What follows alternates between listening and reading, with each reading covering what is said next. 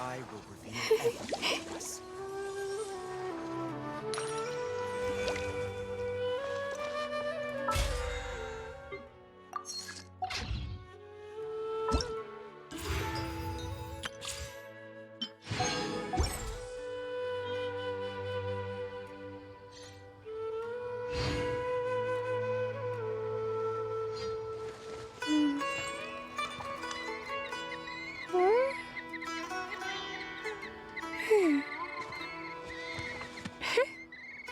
The sky will reveal everything to us.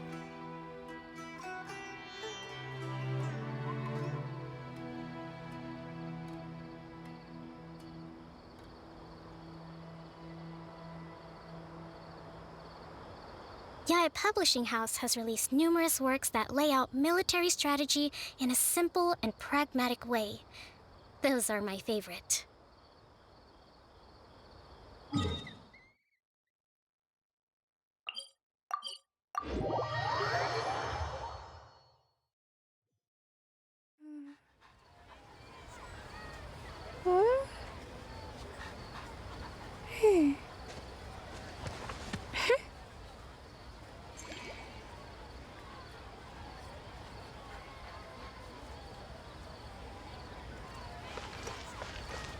May the Dendro Archon bless us with a bountiful harvest Let's move out. every year.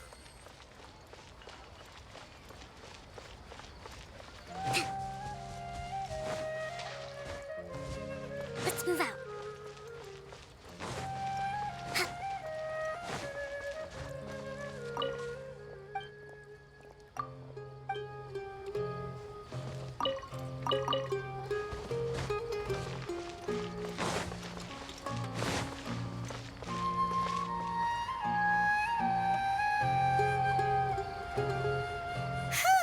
It's about time we had a break.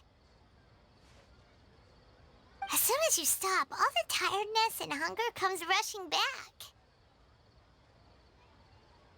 Wow, great! Huh? Look at the vase. Did someone break it while they were cleaning the room or something? Like, Paimon doesn't remember there being a cleaner.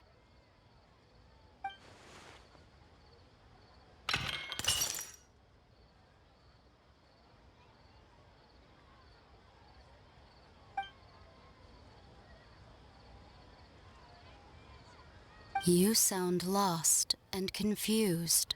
I know why you are troubled. Any who knew of this would find their mind overwhelmed. Huh? Is there someone here talking to us? Unfortunately, the fate of Tevat cannot easily be changed. Perhaps a god may have a slim chance. But for anyone else, who can say?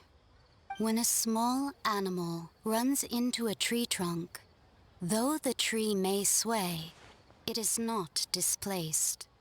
The same is true of fate, like a vase that falls to the ground. Whether it is broken by a cat or by a bird, the result is still a broken vase, is it not? Who are you? How do you know about all this? History does not change easily, but human hearts can. Believe your own eyes. Only that which you see is true. What is unseen is but an illusion.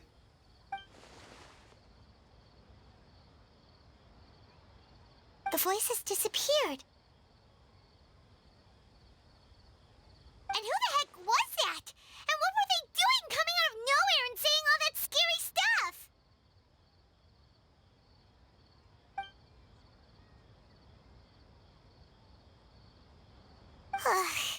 Anyway, that face is still lying there broken on the ground. Should Paimon go get someone to clean it up? It feels wrong just leaving it there. Just a moment. Paimon will be right back.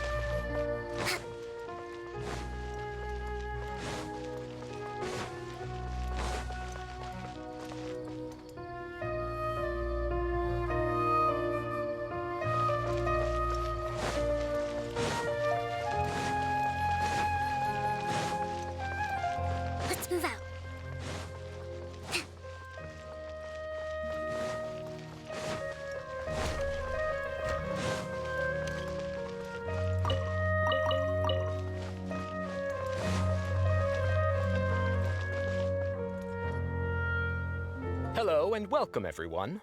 I am Safwan, a scholar from the academia, and I will serve as this debate's adjudicator. I swear to judge both parties with the utmost wisdom and impartiality. I will neither interfere with the proceedings nor demonstrate bias. I ask for both parties to stand. May the Dendro Archon also serve as a witness to this duel of wits. Since you so desperately demand an explanation, I will expound on the Academia's stance. You may have misunderstood us from the outset and believe that the Academia is prejudiced against you. However, the truth is that the Academia wishes for every resident of Sumeru to be afforded opportunities to grow and cultivate their wisdom. Therefore, the works they consume should also possess enlightening qualities and intellectual value. We have failed to identify these qualities in the shows performed at DeerFeather. In other words, instead of struggling against the Academia in pointless confrontations, if you had spent your time reflecting on improving the quality of your shows and enlightening your audience, DeerFeather would not be today facing such a tragic fate. Aggressive from the get-go. He's really putting on the pressure. Can Nilu stand her ground? Calm down, Nilu. First, carefully analyze what he said. He said that we were shut down not because the Academia looks down on the arts, but rather because our shows aren't up to their standards. However,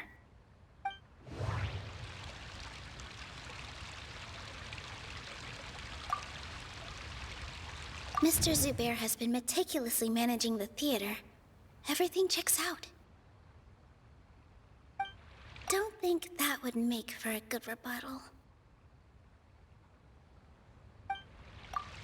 Everyone is free to appreciate art.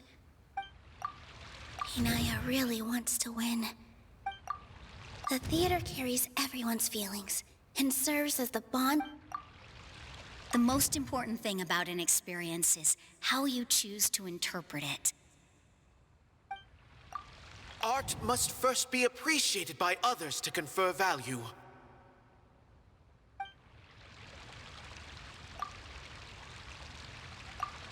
In your eyes, our shows can't meet the Academia's expectations.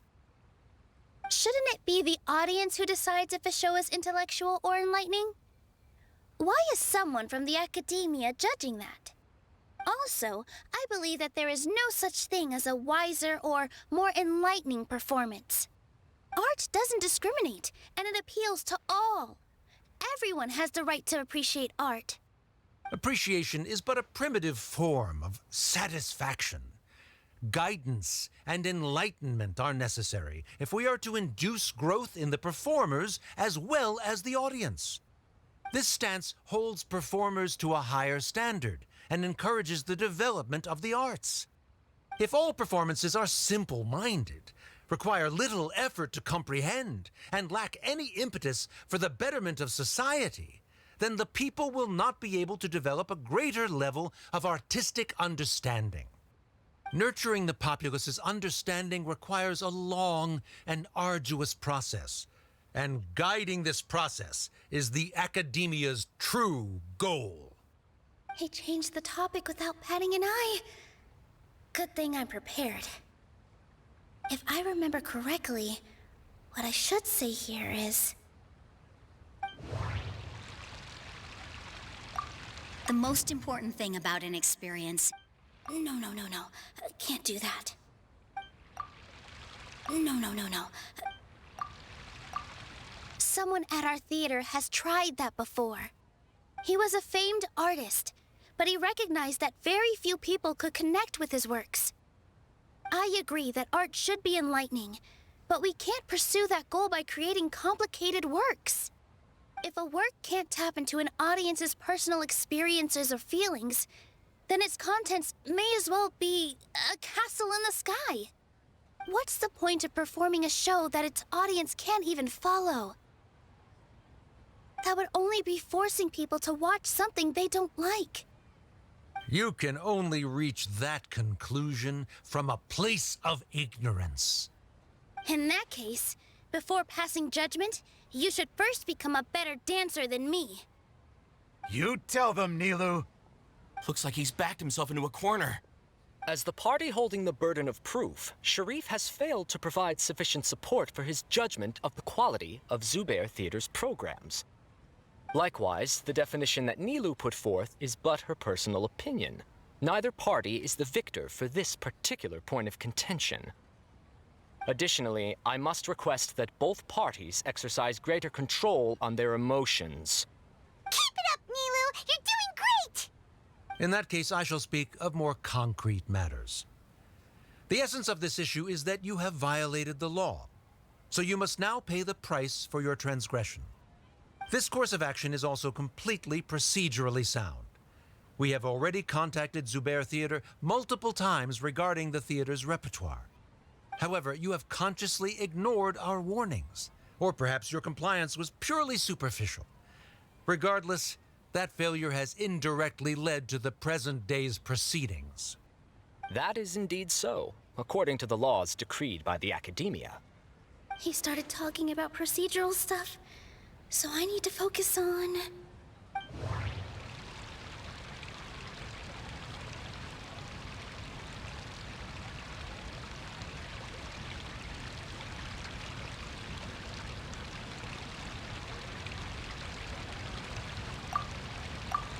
Mr. Zubair has already provided signed copies of all documentation related to our operations. Everything is perfectly filled out and valid. Although the theater's performances don't align with the Academia's requests, the law doesn't say that Zubair Theater can be demolished only because of that reason. Demolition notices need to be provided in writing and made available to the public. Otherwise, the theater can continue to operate as long as its license is valid. Failing to follow these rules makes your stance procedurally unsound. Yeah! That's right! There are different ways to apply the rules. There is precedent for this. So long as this matter is discussed within the Academia, this course of action will come to pass. Looking at the past 27 cases of similar nature, 90% of them support Sharif's claim and position. However, the demolition process in those cases was only started after discussion at the Academia. In other words, premature notice of demolition is indeed a rash act. That's more than enough. We've proven that the order is unreasonable as it currently stands. Cease your futile resistance. Nilu's definitely won this point, right?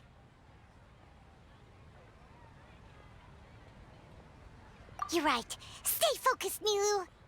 Even if permission for demolition has yet to be obtained, it is a fact that your performances violated the Academia's policies on numerous occasions. Based on that fact, we can permanently revoke your right to perform in Sumeru. Under the current system, it is indeed possible to immediately revoke Zubair Theater's performing rights. That's a thing? Rather than protecting Zubair Theater, I surmise that your true intention is to maintain your hold over your audience and their patronage as your source of income. Without them, Zubair Theater is nothing more than an empty building. And without its performances, the theater has nothing else of value. What you said isn't true at all. Keep it cool, Nilu! Right. I need to keep calm, but he... Just a little more. Zubair Theater isn't just a performance venue to us.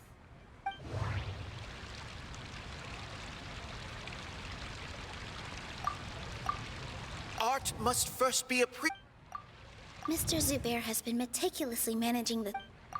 The most important thing about an experience is how you... No. Zubair Theater should be...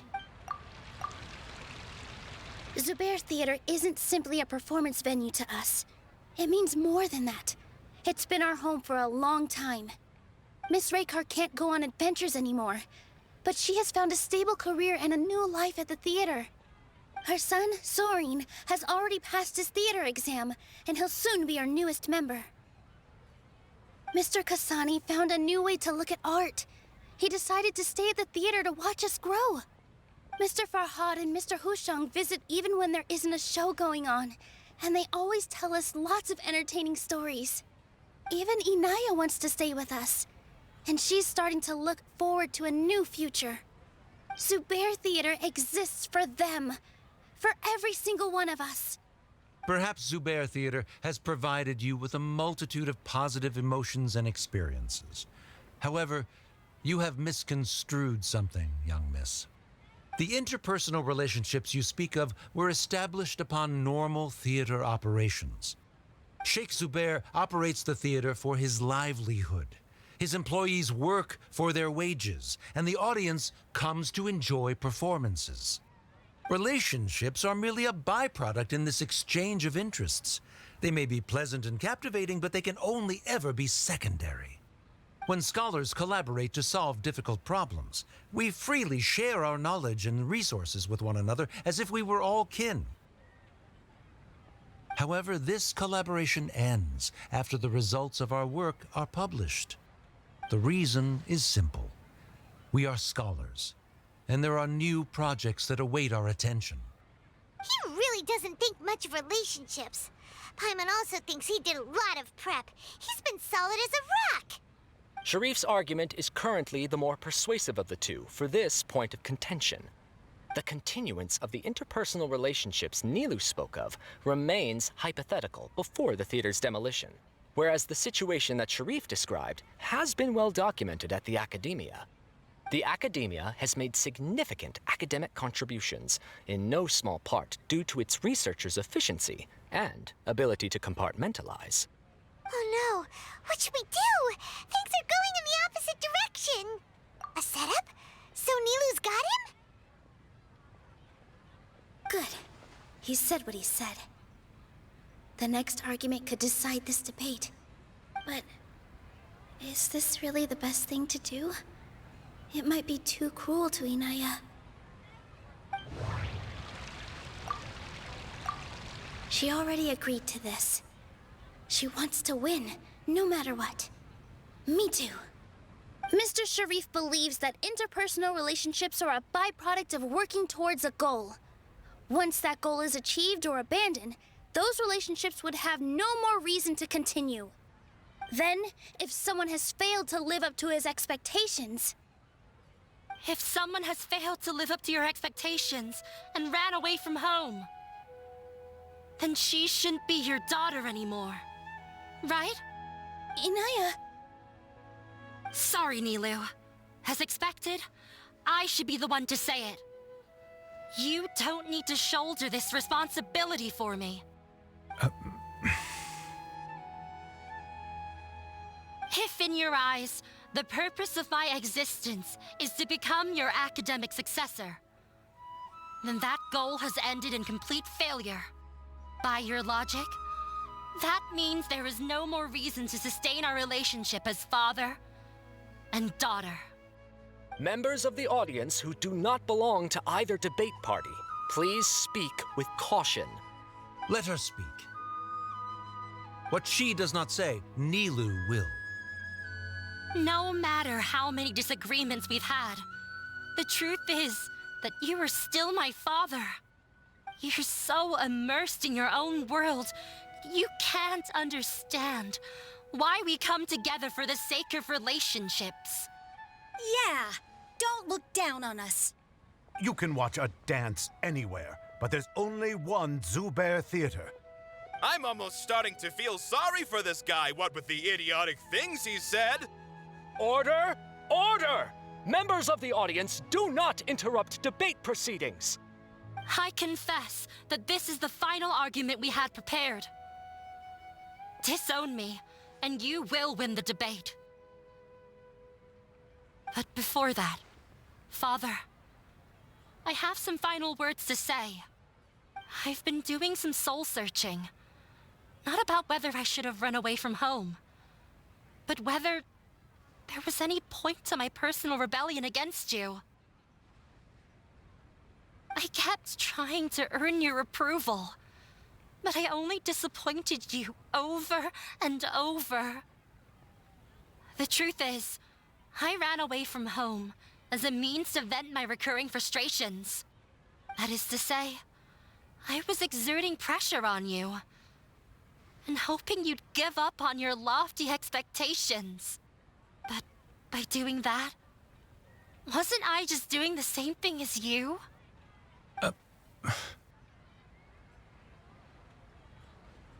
I won't force my expectations upon you anymore. At Zubear Theater, I have found the life I've always wanted. I will move on from my family troubles and strive towards my new goal. But if you dare to harm this place, then I will stand with my friends here and fight against you. This is not the time to space out, Sharif. The debate is still underway. You already consider them to be your friends. You should be asking us that question. Of course we are! Miss Inaya is a really good friend. It was a bit of a process, but we won her over. Make no mistake. All those who come to Zubear Theater become one of us. We will always be with her. Such puerile simplicity. However,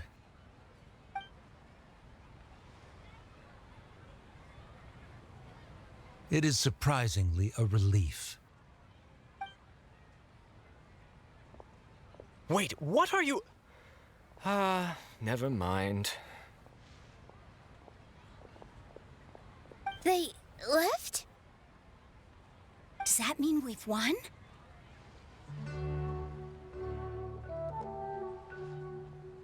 We won? Nilu, you're amazing!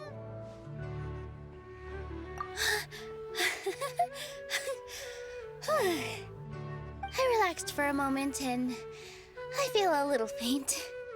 It looks like he still has a place for her in his heart. Terrific work, Nilu and Anaya. They likely won't cause any more trouble for us. Didn't know you could get so fierce. I have a lot of newfound respect for you two. This really took a lot out of me, though. I don't ever want to do this again. Both Miss Nilu and Miss Inaya were so cool! Should we throw a second round of celebrations?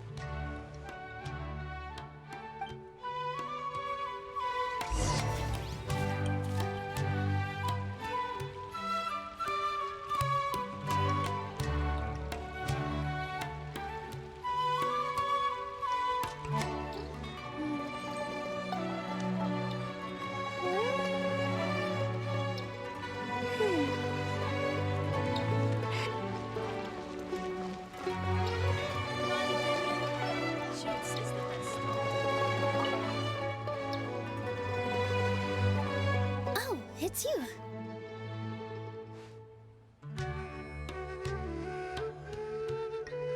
Yes, I feel a lot better. The more I think back on everything, the more surreal it all feels. I don't think I could repeat what I did a second time.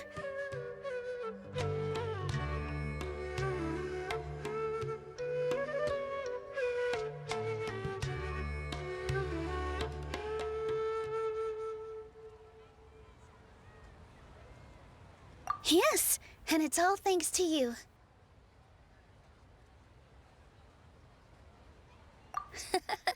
I see. You mean how fate brought me to the theater, right? Then I'll have to tell you about my teacher who Mr. Zubair had mentioned. Mr. Zubair opened his theater when I was still a child. There was a beautiful dancer, and from the moment I saw her, I couldn't look away. I thought to myself, the gods must have blessed her with such talent. But later on, she would actually smile down at me and say, just the opposite, in fact. Yeah. She said, dance is an art born from toil. It isn't a gift from the gods, but a creation by our own hands. It is a beautiful thing born from our life experiences. Whenever there is joy or something to be celebrated, people will dance. In other words, any place where people can effortlessly begin a dance will for sure be filled with the blessings of everyone's happiness. She wasn't looking for flowers and applause. All she wanted was to see her audience smile.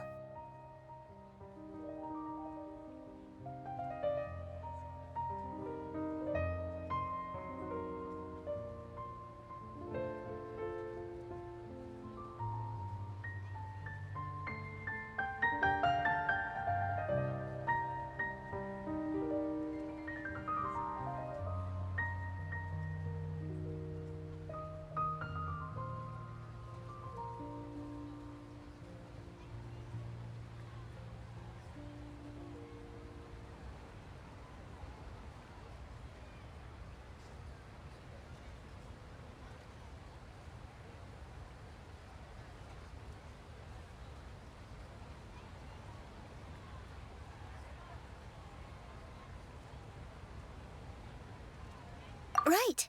The same as what Mr. Kasani believes. I was completely moved by what she had said, so I started taking dance lessons from her. And later on, I began to dance here in her stead. Before she retired, she told me, "For as long as you live, never forget what dance means to others." This is why Mr. Zubair and I never intended to listen to the academia. Even though it ended up causing everyone a whole lot of trouble, thankfully, everything worked out in the end. Although, I do have a small regret.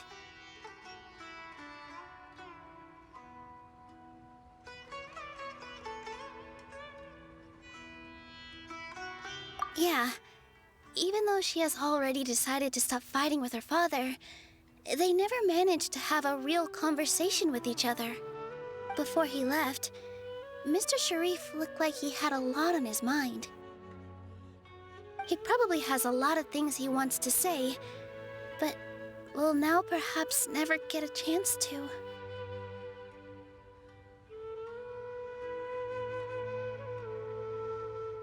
Yeah, but I still hope that things can change. It never hurts to have hope. You and Paimon are more than welcome to keep attending our shows. Who knows? Next time, you might see Inaya on the stage. Are you still worried about Inaya? Let's be sure to come back often. Who knows? Maybe things will have worked out for her.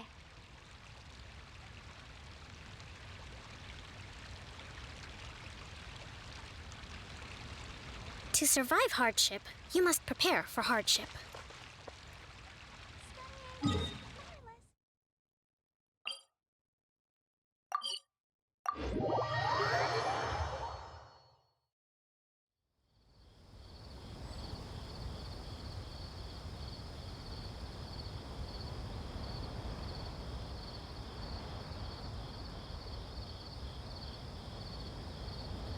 Let's move out.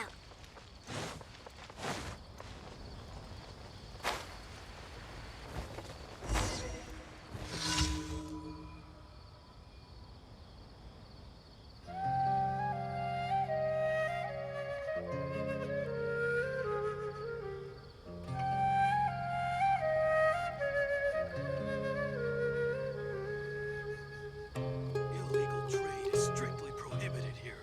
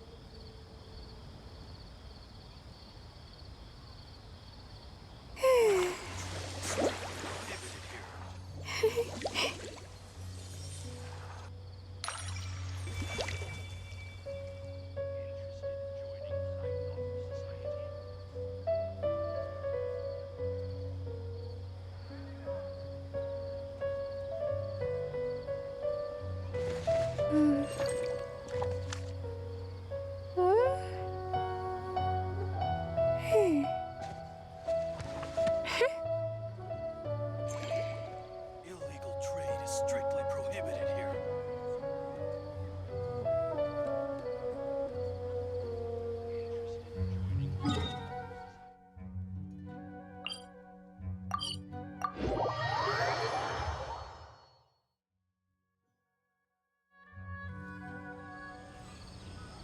Yaya Publishing House has released numerous works that lay out military strategy in a simple and pragmatic way.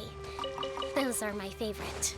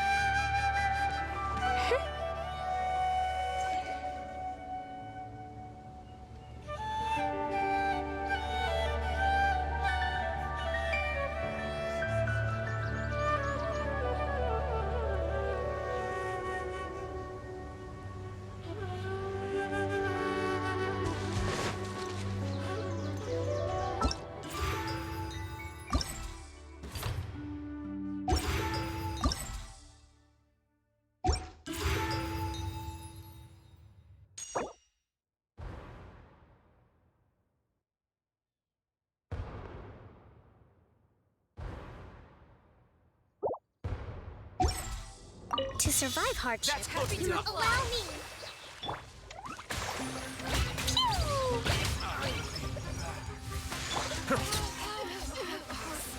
You are not welcome here.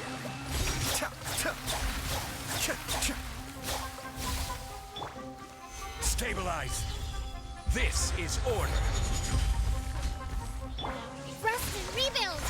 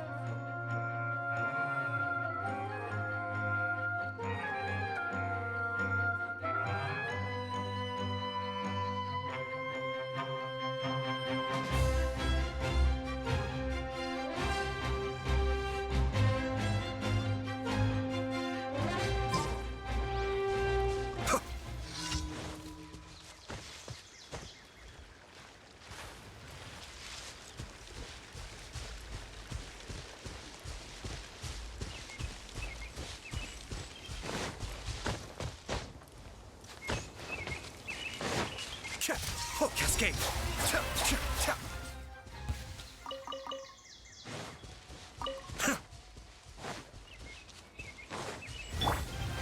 Solidify. Torrent, bring refuge!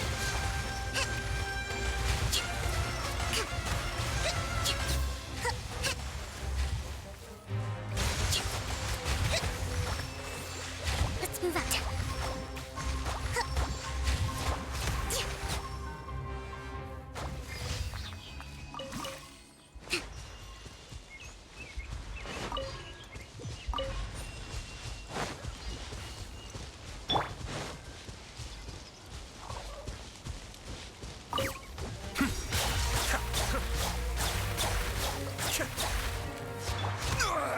Nothing to gather.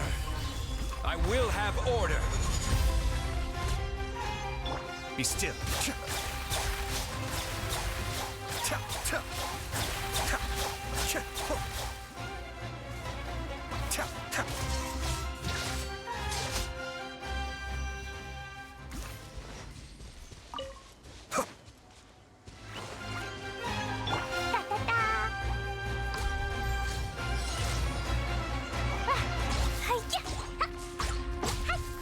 La la la.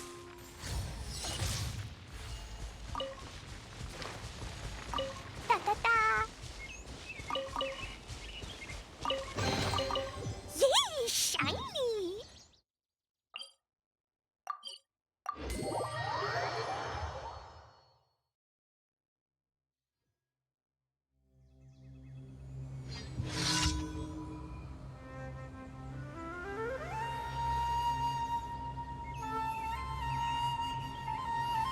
These bombs, so heavy.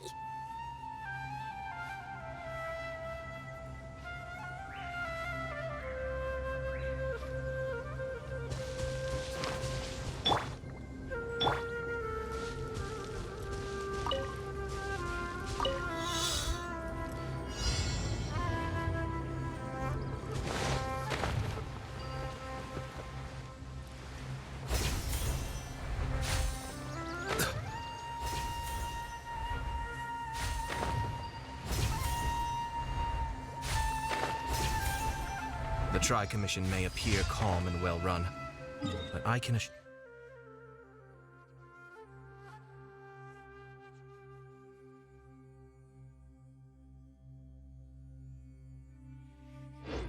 you it is...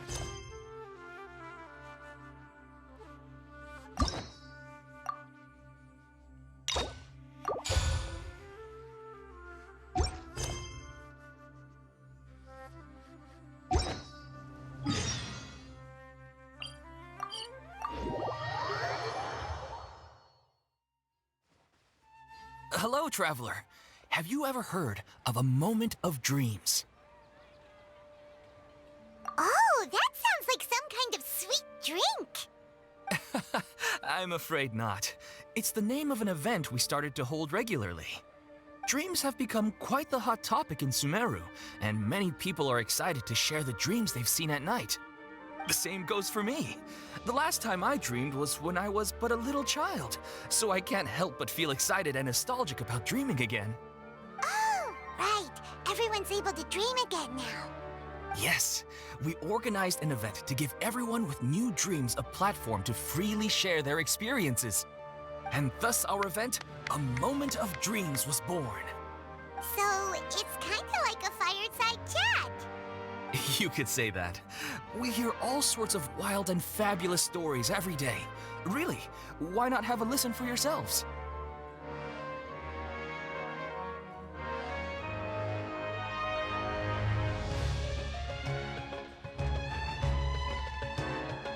Yeah, but to us, dreaming is as normal as breathing.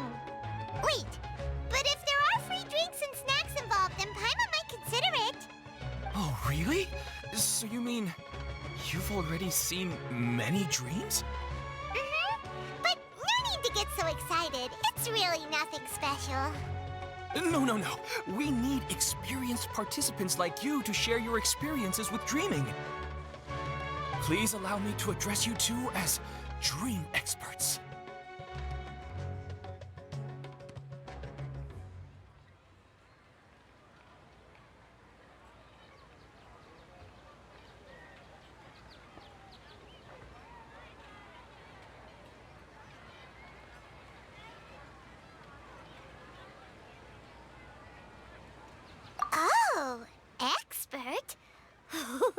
Paimon kinda likes it. Now you seem interested. Please, follow me to the meeting place. It won't take much of your time. Rest assured, you'll find all the drinks and snacks you'd like there. Wow, how accommodating. Sign us up. But wait, Paimon's getting ahead of herself again. We should see what the traveler thinks first. Why aren't you saying anything? All right, hurry up and take us to be dream experts. Very good. Follow me then.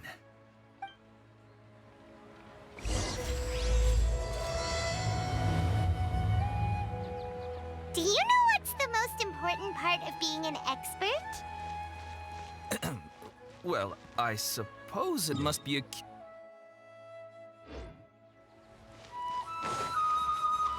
Nope! It's all about... Ad Astra at...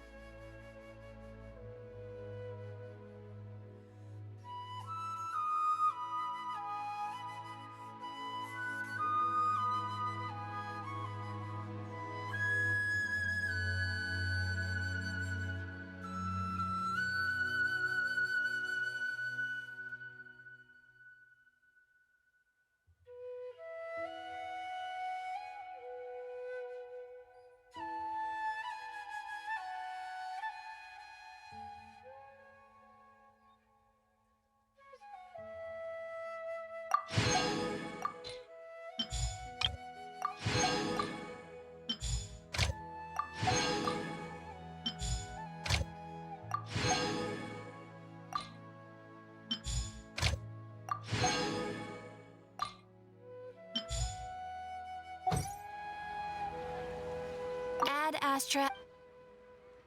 Thank you for Oh!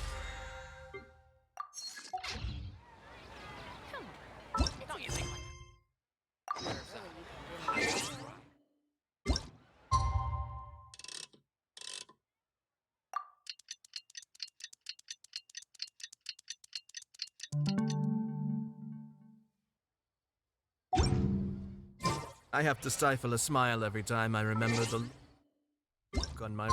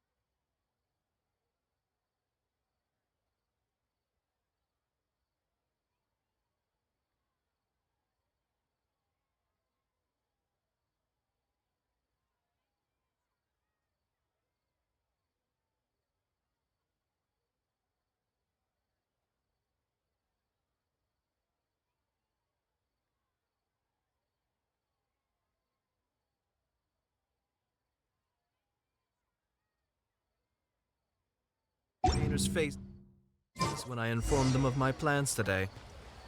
Panic-stricken, but unable to muster the courage to say anything in opposition.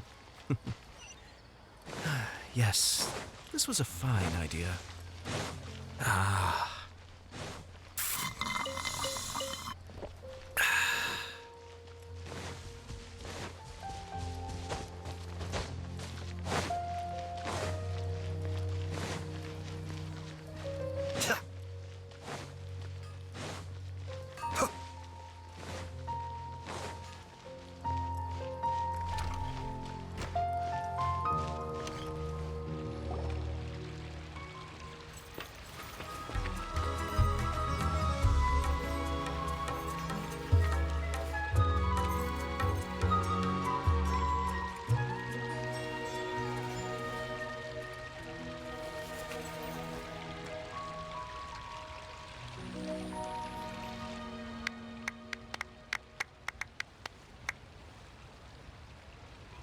Everyone, I'd like to introduce you to our newest member, Hinaya.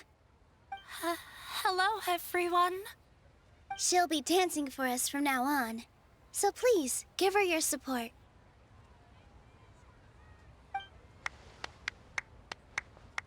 Hinaya's taken her place on the stage! Oh, Paimon wonders how she'll look when she starts dancing. When you stop and think about it, happy endings like this sure aren't easy to come by. Nilou's efforts, everyone's wisdom, Inaya's determination. Huh? What do you mean by that? You do have a point there. The whole demolition thing was going overboard, but he really could have banned Nilou and the others from dancing. If he really wanted to be ruthless, he could have done some real damage, even without winning the debate. Oh well, it's not like we can understand how people like him think. Huh? Wait, look who the cat dragged in! Isn't that Inaya's father?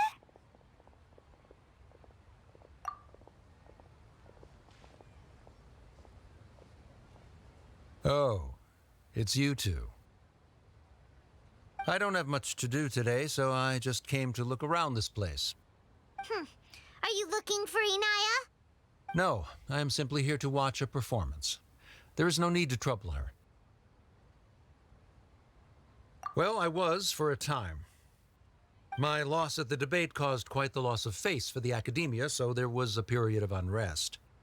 I used this opportunity to suggest that my superiors temporarily suspend me from duty. Otherwise, the rumors would probably persist for even longer. Suspended from duty? Yes, I am temporarily unemployed. However, I now have an abundance of time, so I can afford to come here and watch a show. I admit that I do not understand the magic that this theater possesses, but my curiosity has been piqued. I still cannot forget that young lady's perseverance. Inaya would almost certainly mature in the presence of such a person. There are no parents who do not worry about their children. I suppose she managed to hit a weak spot of mine. Never mind. I do not have the right to say that. You're already here, so you might as well go see her. No, that is not necessary. I will take my leave after the show concludes. Do not tell her that I was here. Come on! Who knows if you'll get a chance like this again? But... Huh? You said you were going to make peace with your past. Show your father how much you've grown. Don't be nervous. Everyone at Zubair Theater has your back.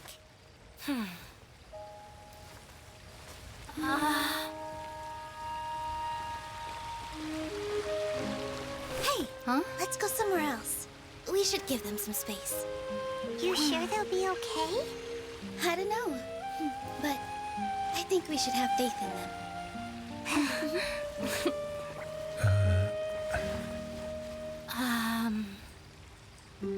Yes, Inaya. I have something for you. I'm still learning. It's hardly a masterpiece, but it's yours, if you'll take it.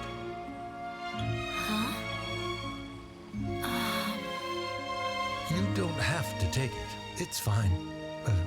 Never mind.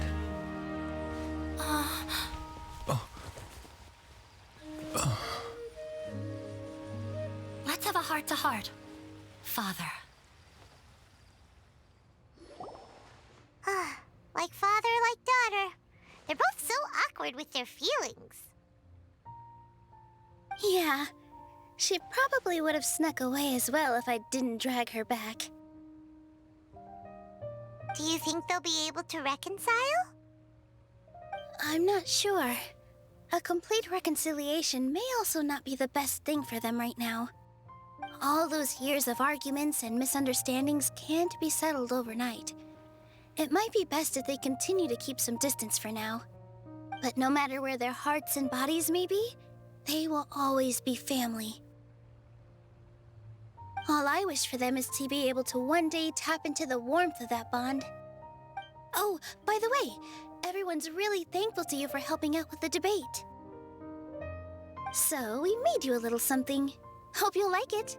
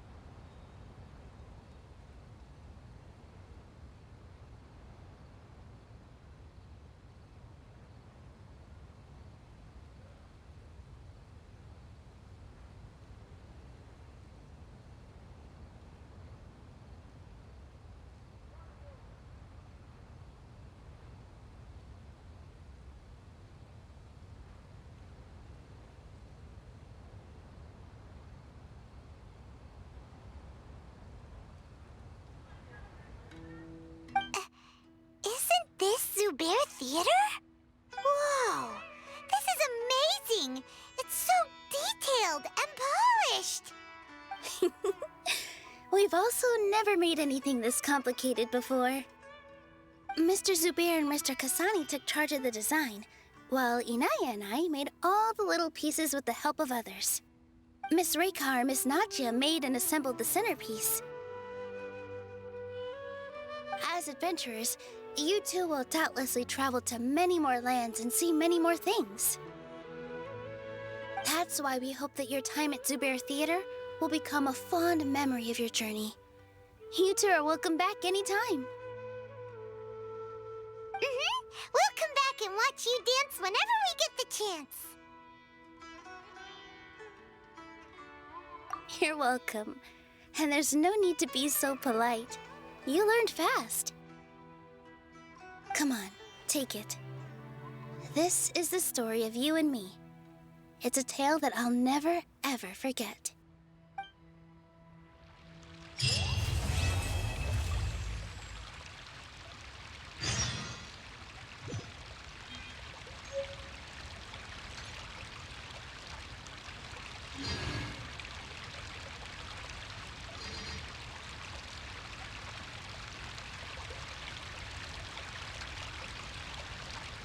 I'm sure I've forgotten something. Not to worry, I'll simply send someone to fetch it. As soon as I remember what it was.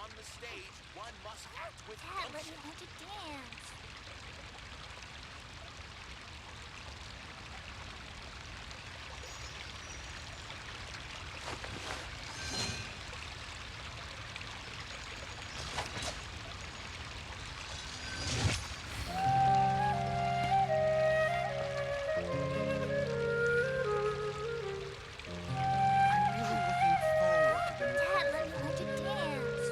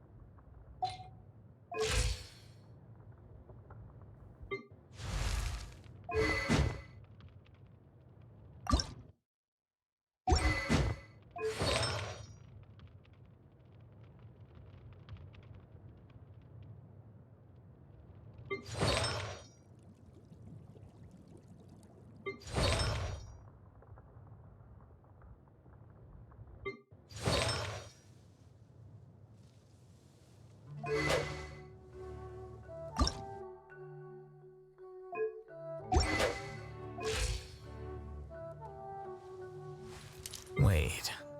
Huh? No. Whatever.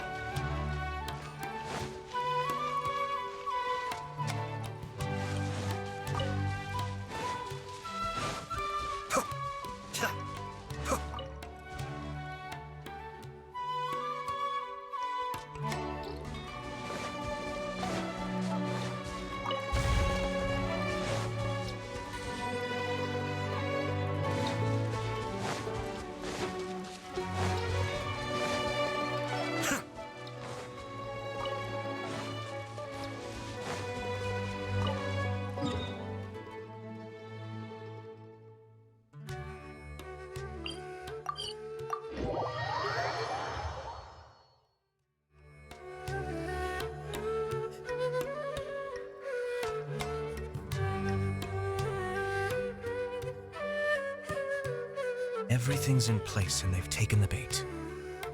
Yes. Now to start reeling them in.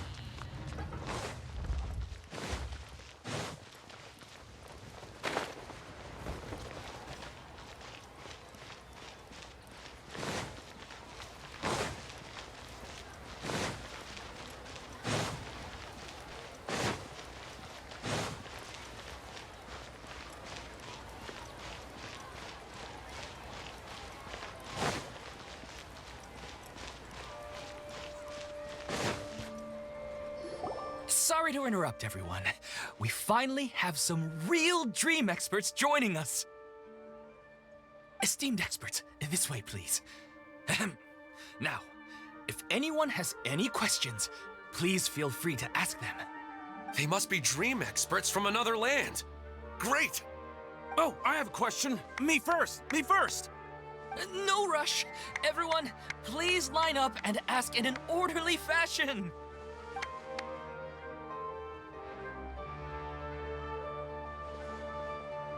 Whoa! Paimon didn't expect them to be so enthusiastic. My question is simple. My everyday life is very difficult, so I would like to become a slime in my dreams. How can I do that?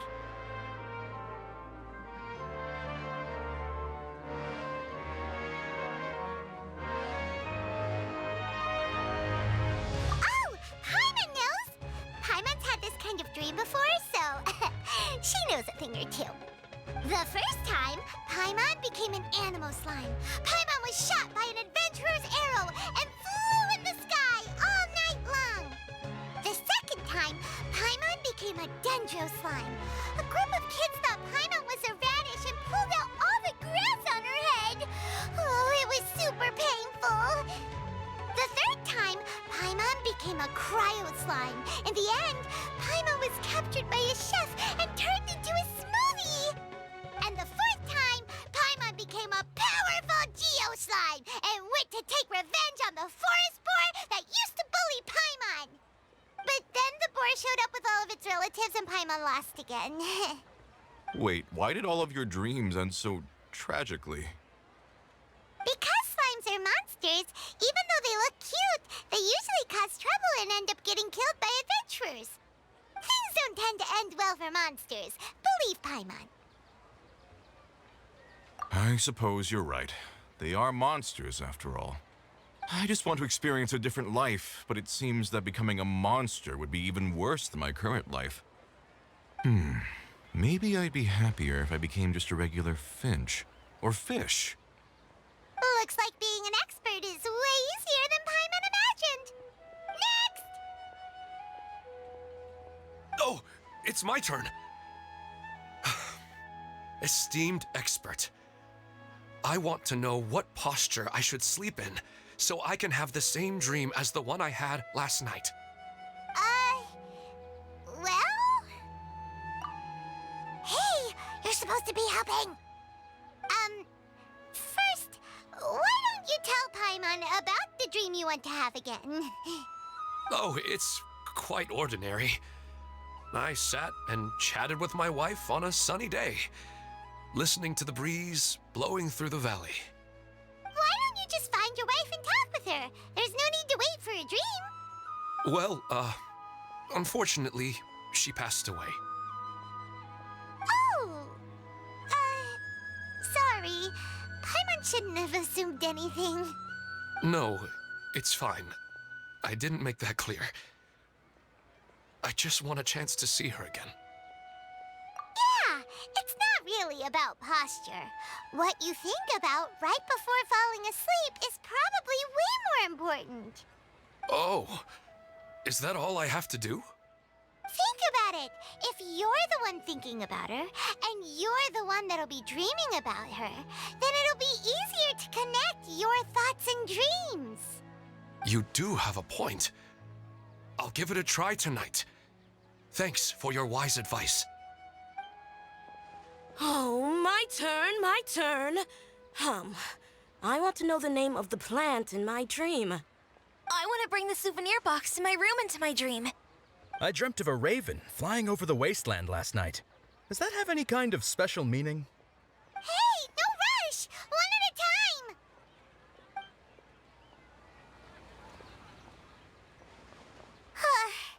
Their questions were way too difficult. We don't actually know anything more than they do. We're just more experienced dreamers, that's all. You do have a point. It's more rewarding to explore and contemplate the meaning of a question than to focus on the answer itself.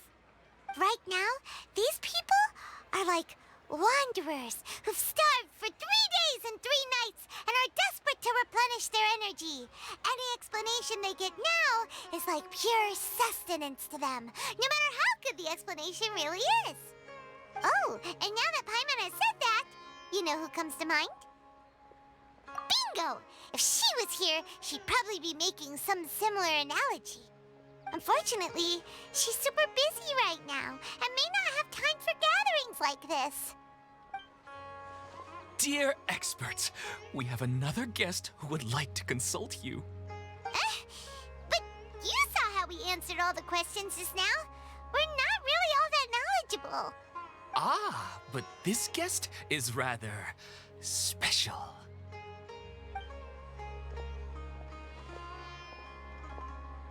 My question is, why didn't you immediately tell me about such an interesting place? Huh? Nahida, how did you get here?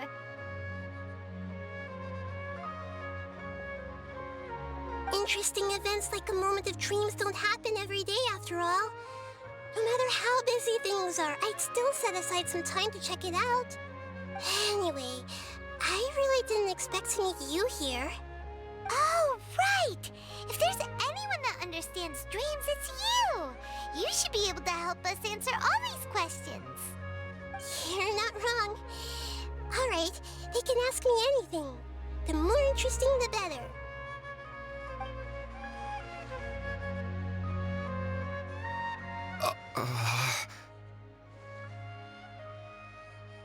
Huh? What's wrong? You were all so excited a minute ago. Why the sudden hesitation? Even so, it's not like I look super intimidating or anything, right? And in terms of reputation and renown, you've also done many great things in Sumeru, yet they didn't even flinch at you. Alas, the interesting questions have all vanished in an instant. It appears I'm the one spoiling the fun here. I'll see myself out. Oh, that's not true, Nahida. I don't want to get in the way of the original purpose of a Moment of Dreams, which is to let people gather here and freely share their marvelous dreams. Now the atmosphere here is like water poured into a container. The water is more secure and settled, but it has lost its free-flowing nature from the river. I just want it to be another drop in the water, not the cold and restrictive container. She's sulking. Hey! It's all right, everyone! No need to be shy. The Dendro Archon is really nice, so please just go ahead and ask. Otherwise, she'll leave. All right. I'll give it a try. Oh, it's the slime guy. Hey, drop the nicknames, would you? Besides, I don't want to become a slime anymore. Maybe a finch or fish is more suitable for me. I see. So you want to become a small animal in your dreams, right? Why do you think that sounds good to you? I guess I just want to experience something different. My everyday life is nothing but the same. The sky is right above me and the ocean just over the horizon, yet I remain caged in a life of monotony. So you want to experience something new in your dreams? Sorry, I'm getting a little confused. Why don't you seek out some new experiences in real life? Because if I don't work, I won't have any Mora. Sure, I don't want to be out hammering nails and cutting wood every day, but I have aging parents and young children to take care of.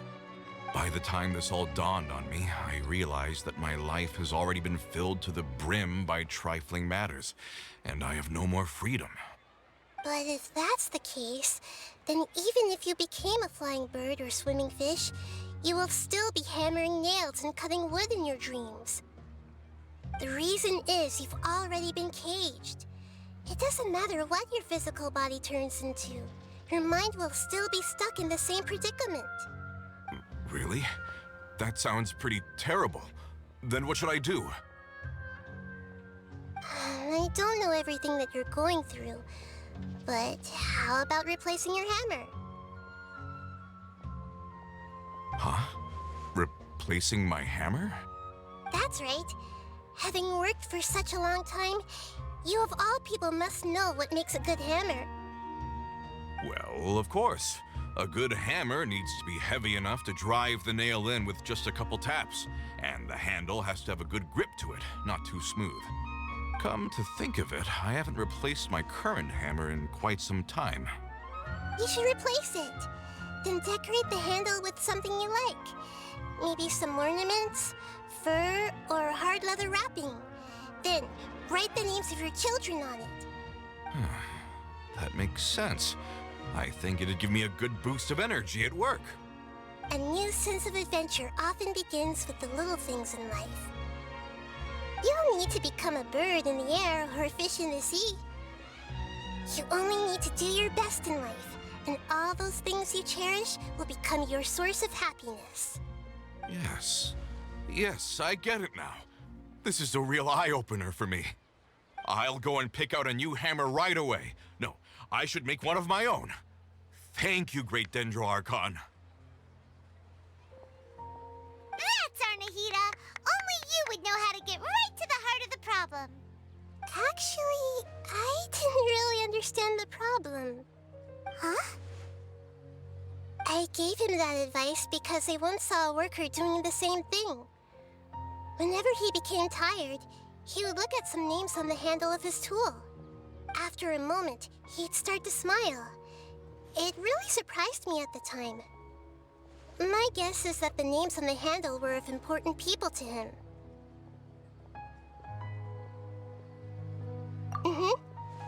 After observation, I know this kind of behavior motivates people, But why is that?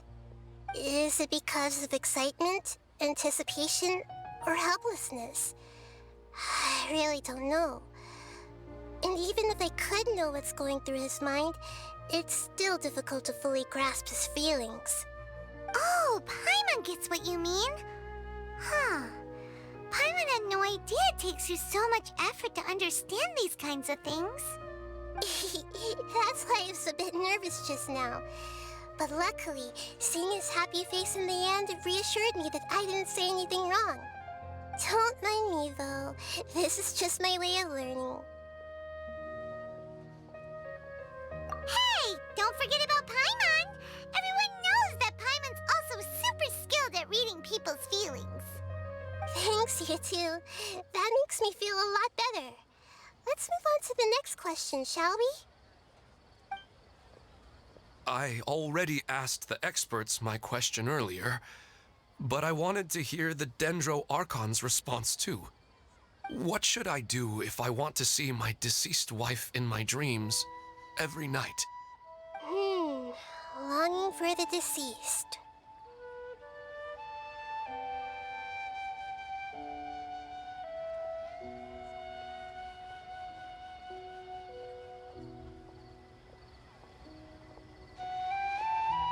Even if you keep reliving those beautiful memories, it'll only highlight the emptiness in your real life. If your wife were still alive, she certainly wouldn't want to see you like this, would she? No, I suppose not.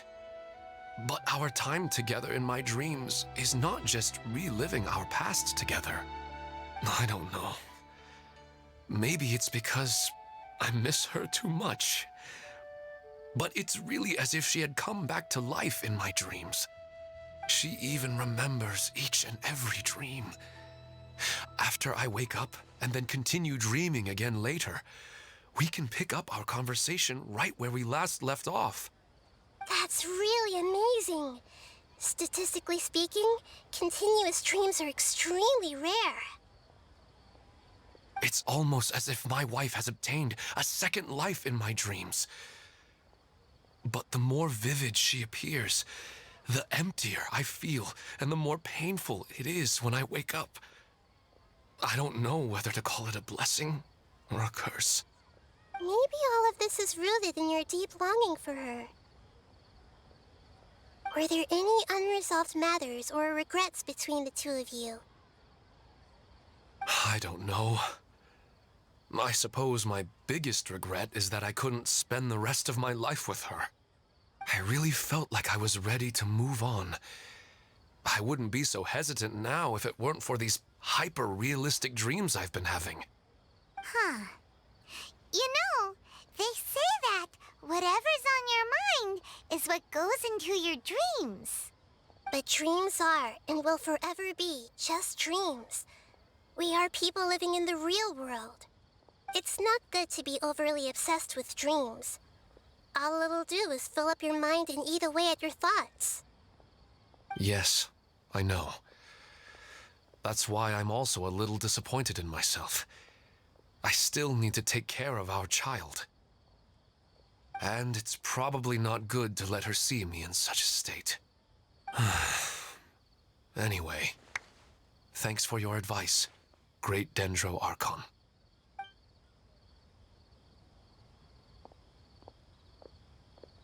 I'm a little worried about him. I hope he can find a way to cheer up soon. I think I can handle things from here. You don't need to stay here if you find it boring. You're here to have a good time, after all.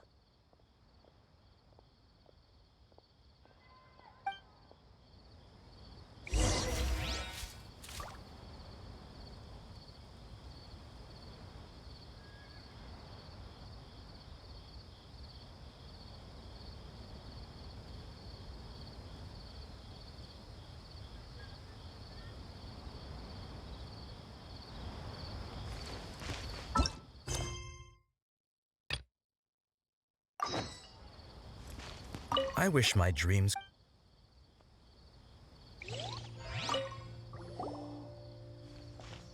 Are you feeling any better now? Yes, think the Dendro Archon made a really good point. I need to stop dwelling on my wife like this and move on with my life. Now that I think about it, my wife and I always meet at a familiar place in my dreams. I know where that place exists in reality, but it's a bit far and dangerous. I don't dare to go there on my own. But at the same time, I feel as if I should go and have a look anyway. Perhaps I'll be able to move on otherwise, I'll keep on feeling like everything is covered in a haze, like I'm only half awake. Once I can stop dreaming about that place, I'll probably be able to get my life back together. Actually, you two are adventurers, right? If it's okay with you, could you escort me to that place? Yeah, it might also be a good chance for us to unwind. Even if you can't see your wife there, taking in some nice scenery will definitely help cheer you up. Yeah, I hope so too. All right, go ahead and get yourself ready then.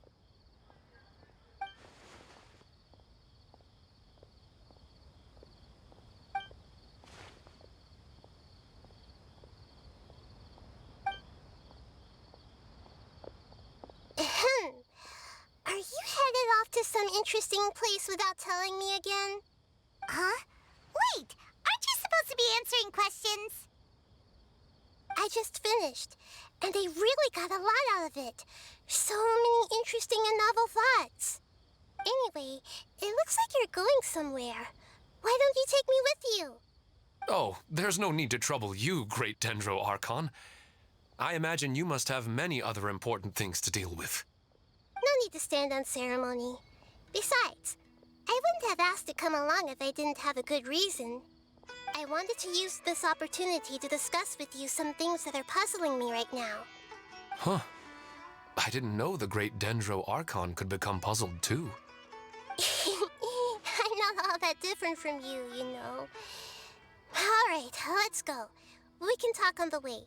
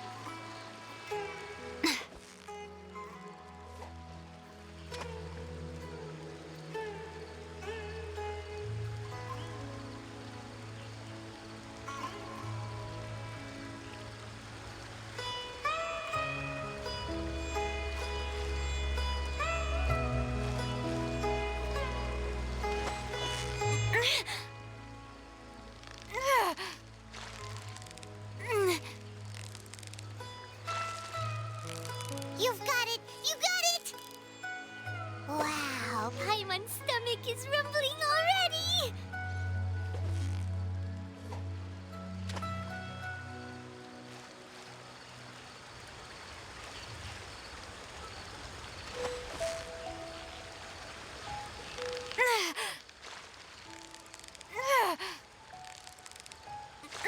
Yeah!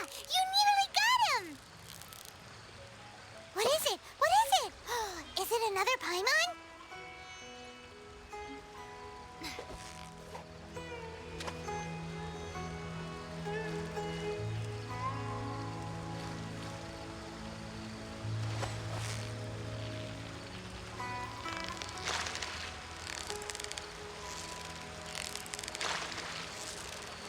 Victory is almost ours! What is it? What is it? Is it another Paimon?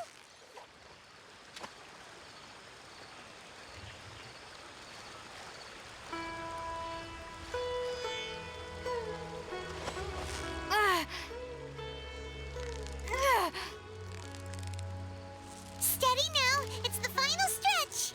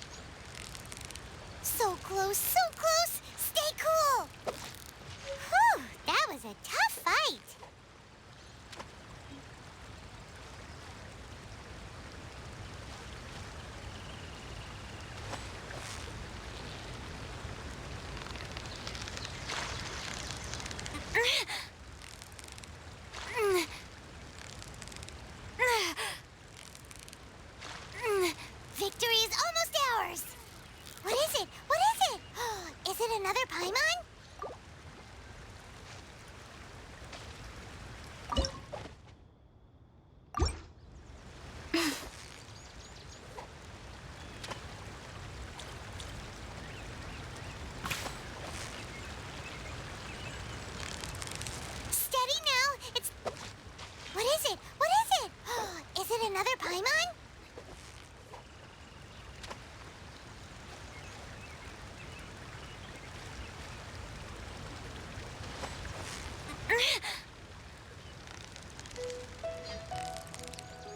Victory is almost ours!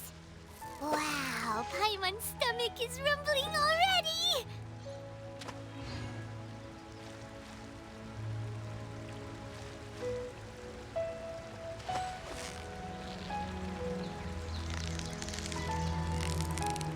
You've got it! You got it!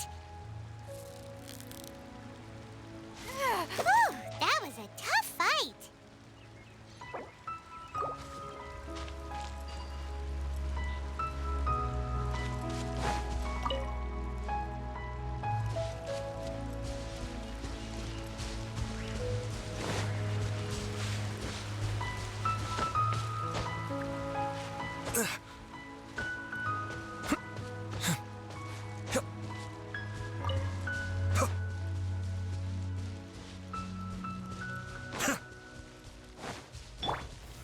Solidify!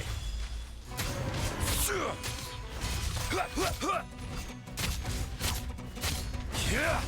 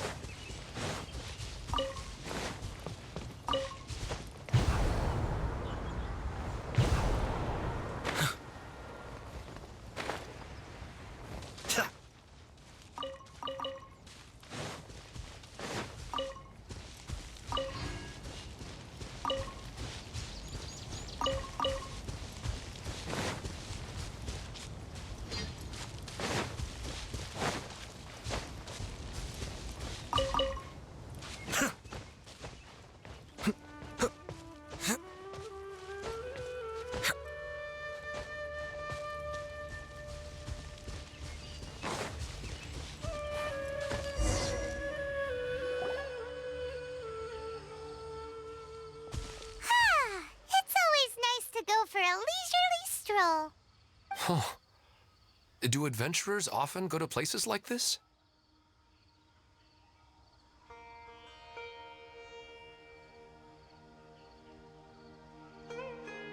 Huh. I guess so. So, this is where you always meet your wife in your dreams? Yes, for the most part. Our place is on the summit, just up ahead. When I saw her in my dreams, we didn't do anything but talk about ordinary, mundane topics. I'd tell her about our daughter, Haidar, and she always listened intently. She would also reminisce about the past with me, telling me interesting stories and cracking jokes. It feels like no matter how long we may chat, it's never enough. Sometimes, it's the little things in life that matter the most. This is the part I'm a little puzzled about. I'm very familiar with dreams, and normally, they lack logic and continuity. But you said she could remember what you had told her before, right? That's right. She always listened to me carefully in real life, and now, she's doing the same in my dreams. She always surprises me with some details from our lives in the real world. The fact that she can remember such things makes me feel like she's alive. Whoa, that's pretty weird. Well, dreams are kind of weird to begin with. However, the problem is that his dreams have too much structure and continuity. Most dreams are far more fragile than you can imagine. For example, a loud noise outside your window in the real world could cause your dream self to get loaded into and fired out of a big cannon. Another example. If you're thirsty in the real world, then you might find yourself trudging through a desert in your dream.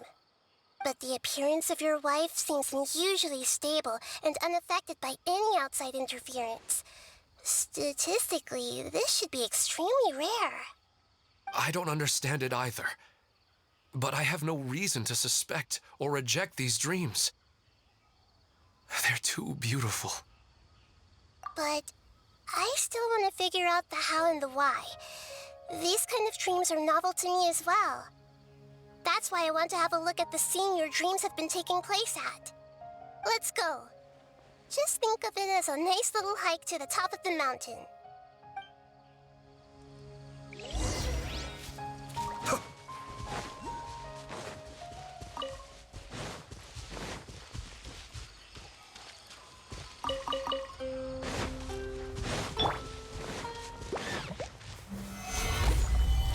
This is order.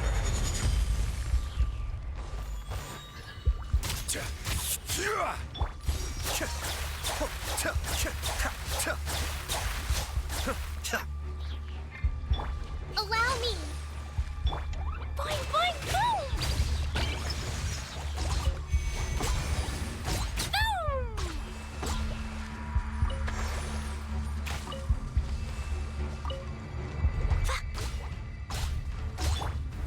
Stabilize.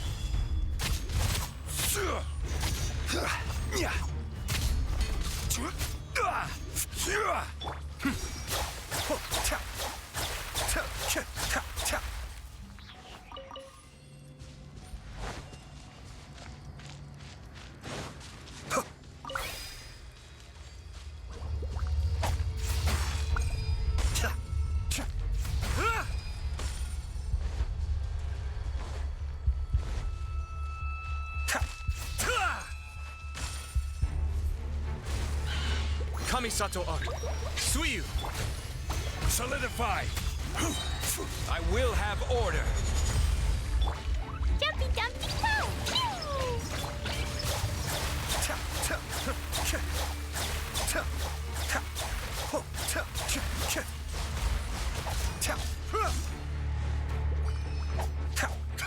Be still.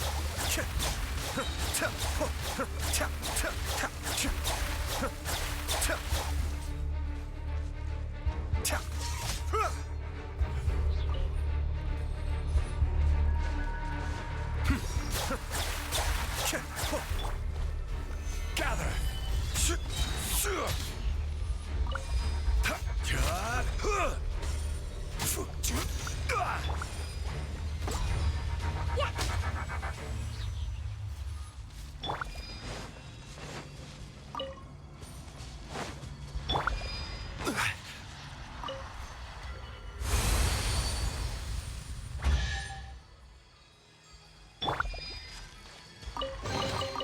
All yours, should you have any use for them.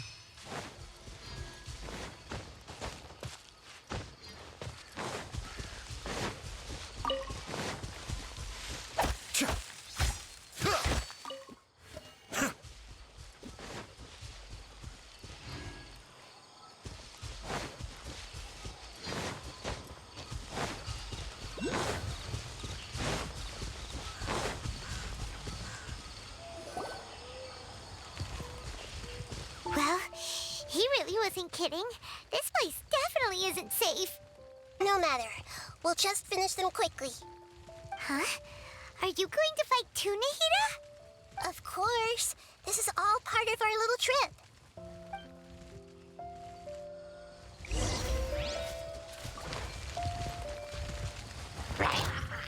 Stabilize. This is order. I see everything.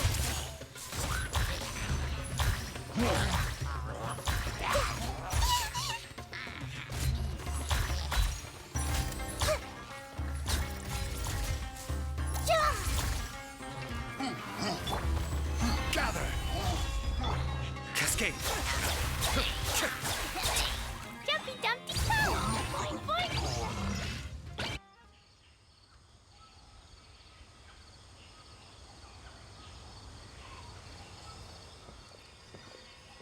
The scenery here is amazing! It also seems like a great spot for eating snacks and taking a nap.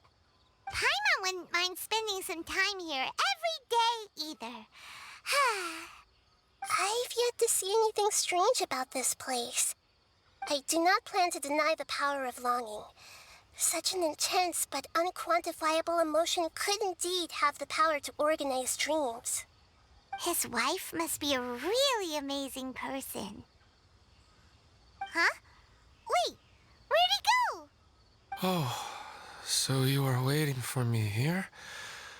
Well, guess what? I've brought someone amazing with me today. When the Dendro Archon said she wanted to come with me, I could hardly believe it. I'll bring Haidar once I'm more familiar with the way here. She's been telling me that she really misses you. Huh? What's wrong with him? There's nobody there. Wait, Minar. Don't go that way. It's dangerous. Uh-oh, he's gonna fall! Catch him!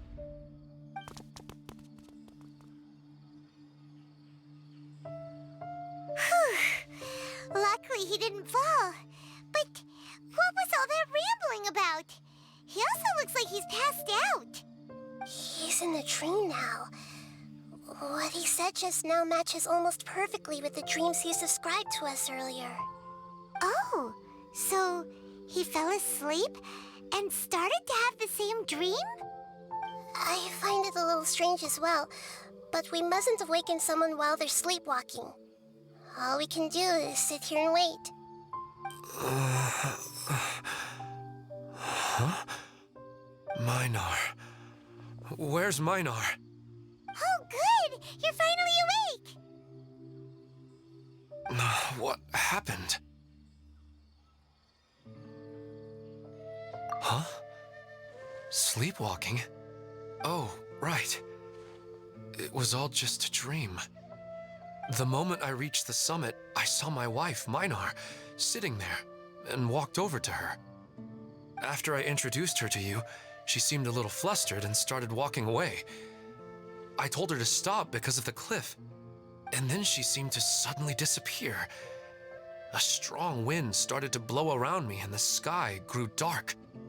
When I realized something wasn't right, I woke up. That sounds pretty wild. Maybe you were just too tired. I don't think so.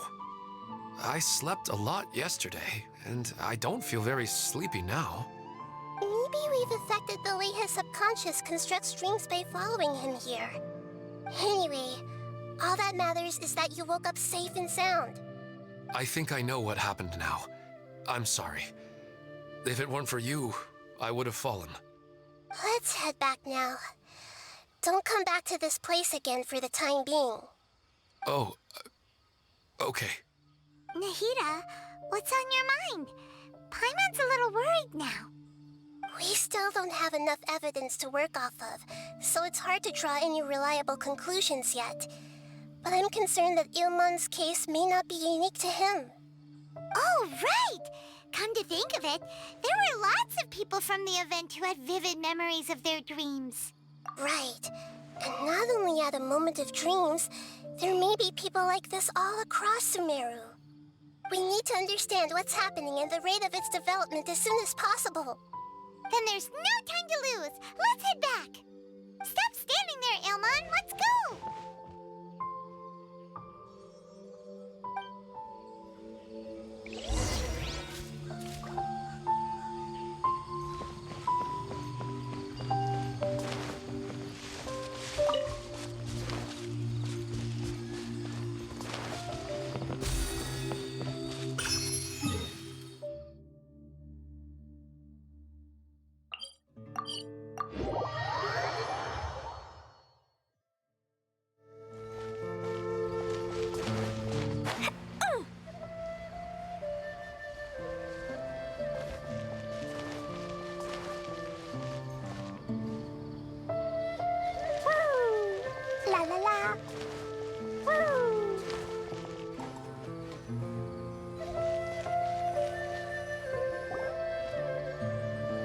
You're back already. How'd it go? We have an emergency on our hands. Please notify everyone here that while they can continue to discuss their dreams, they mustn't try to visit or recreate the locations and scenes that they have been experiencing in them. What?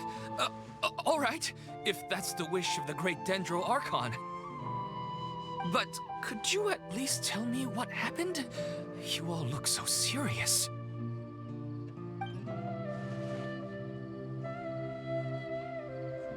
I see. I never knew even a dream could be so dangerous. Don't worry. I'll be sure to notify all the event participants and inform the other staff members about what has happened. Using the event registration list, I should be able to contact more people that were interested in dreams and warn them about the situation. Thank you. That would be very helpful. Let me confirm if all of today's participants are still here. Atta has already left. It seemed that he was on his way to make a hammer, so that shouldn't be a problem. Oh, wait a second. Where's Katya? Has anyone seen Katya? Has she already left? Oh, I think she already left. She said there was somewhere she wanted to go. Oh no. Did she want to look for the place from her dreams too? Can you tell us where she went? Yes, she did briefly mention it. Somewhere near Chatrakam Cave. Alright, thank you. We'll go look for her. Please help us tell the others not to do anything reckless. Sure thing. Who would have known things would have turned out like this?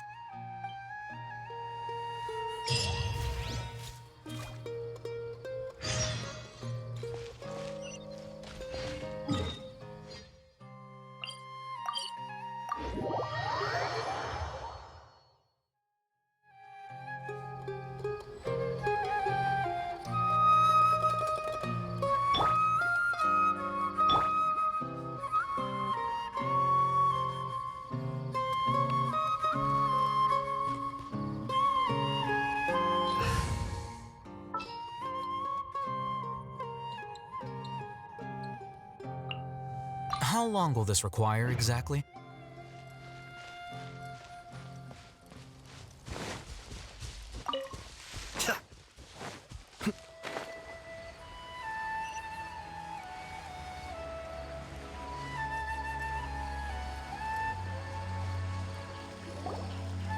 Look!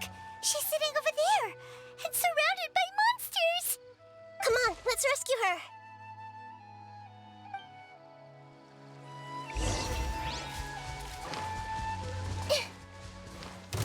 Everyone hold hands! Ha! Defract! Here you are.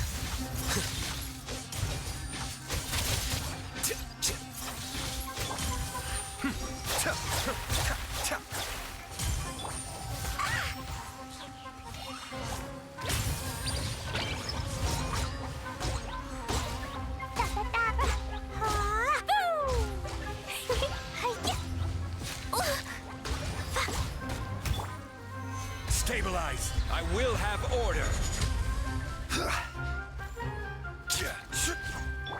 Flicker.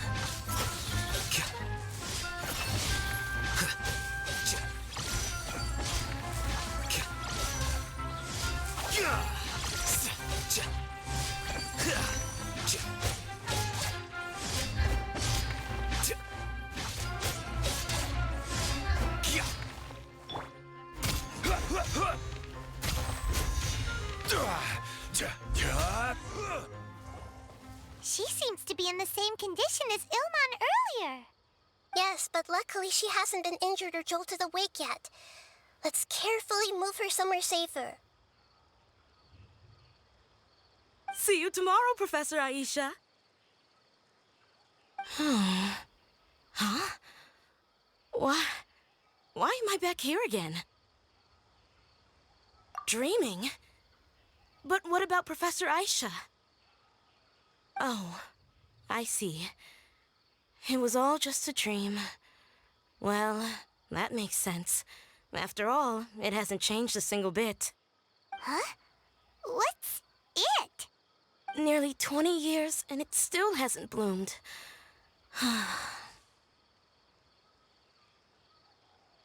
Does it have something to do with your dream?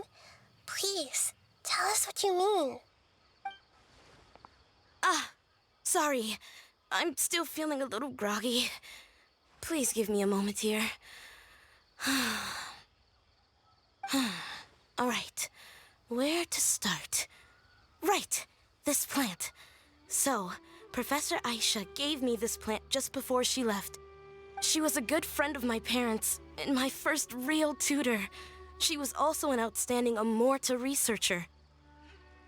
In addition to her extraordinary academic talents, she was also skilled in combat and would accept lots of work from the Adventurers Guild. Oh, so you mean she's left on an adventure? Yes. When I was about 10 years old, she told me that she must go look for the secrets of the Abyss, and that she would be gone for a long time. I grabbed hold of her and wouldn't let go. I didn't know what the Abyss was.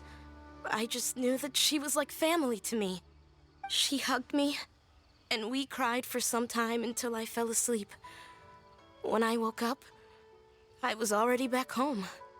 She still decided to leave, but had left behind a letter for me saying that I was the person she cared for most in this world.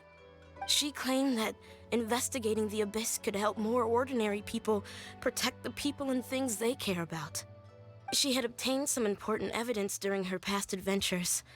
If she didn't set off right away, she might miss the perfect opportunity. Guess Ad Astra Abyssosque isn't just a slogan. She left a seed in the letter, telling me that if it sprouted and bloomed, then she'd come back no matter what sort of risky situation she was in. She said she looked forward to seeing me all grown up. But strangely, I've tried watering it, feeding it, everything I could think of. But I've never been able to get it to bloom. I even went to ask the Amorta researchers, and they couldn't explain it either. May I have a look at the plant? Of course. I was hoping the great Dendro Archon could help me solve this problem. Let me see. Oh.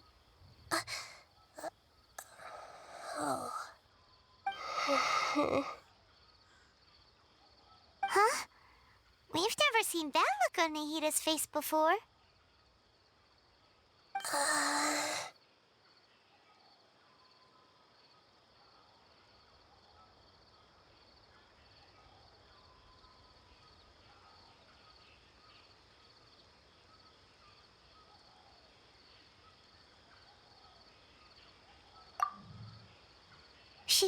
She looks a little unwell. Hold on, we'll be right back.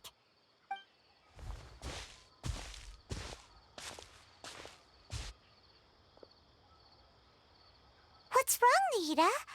You can't tell what's wrong with the plant either? No, I immediately understood what's happening with that plant. I'm just not sure if I should say it.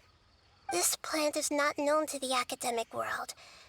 It's a new species that our teacher managed to cultivate by some special means. Judging by its features, I can tell from the moment it sprouted it'll never be able to bloom. It can't be. It means that this Professor Aisha she keeps mentioning might have foreseen the danger and was prepared to never return. From my experience observing people, she would undoubtedly regard this as a brutal revelation. When forced to confront such brutal truths, people may break down into tears, talk nonsense, or lose their tempers. I know she has to face the truth, but at the same time, I don't want to hurt her. Tell me, what should I do? Yeah, that's a tricky one. But wouldn't that mean I'm just pushing it all on you? What if she just gets angry at you instead? It's all right. There are all kinds of people, and the examples you observed are just the most extreme cases.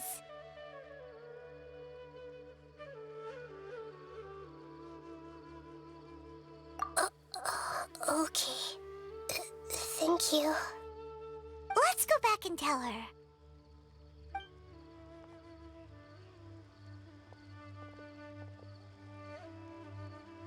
Huh?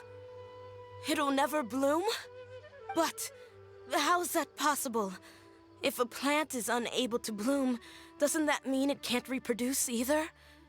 All that's left for it to do is slowly wither away. Are you saying she never intended to return? Seriously? So everything she said was a lie?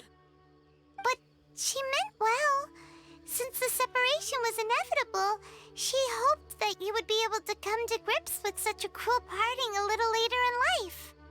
Yeah, her love, care, and attention to you, all those warm moments were real. I guess she had hoped that you could understand and respect her choice after learning the truth. I see. Sorry, I don't want to sound ungrateful, but it's just so much to take in. The dreams are so beautiful. Yet reality is heartlessly cold. I really thought she had come back. I had so much to tell her.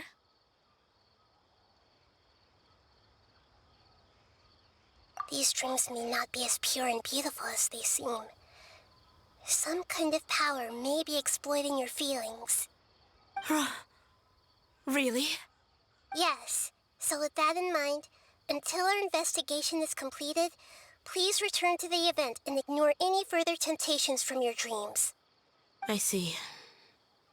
Thank you for rescuing me, and sorry for the trouble. Luckily, the plant didn't get hurt either. Otherwise, I wouldn't have anything left to remember her by. Thanks, Traveler and Paimon. She seems to have finally accepted the truth, but I think she'll still need a long time to come to terms with her feelings. I saw her waver the moment you mentioned love. It was almost like a gentle rain, arriving just in time to put out a fire that was about to spread. It's because people have something called empathy. Empathy? I see. This is valuable knowledge indeed. By the way, you said there may be something that's trying to exploit their feelings. Any idea what that might be? Yes. What's common between Ilmon and Katya's cases is that they've both lost someone dear to them. And now, they get to meet the people they cherish in their dreams again, and the people feel more real than anything a regular dream could hope to create. Instead of interpreting it as a result of their longing, I have to consider a more antagonistic explanation. Someone is taking advantage of their longing.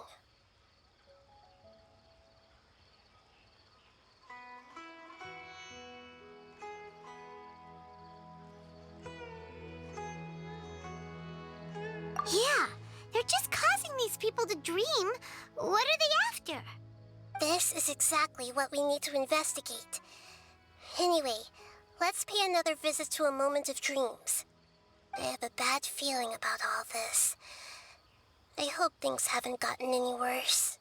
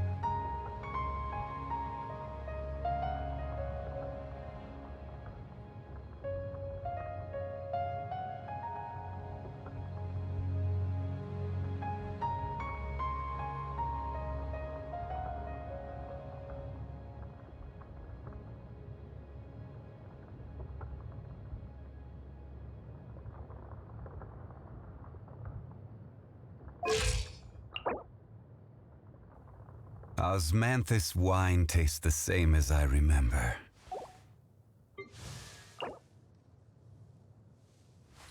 Wait. Huh?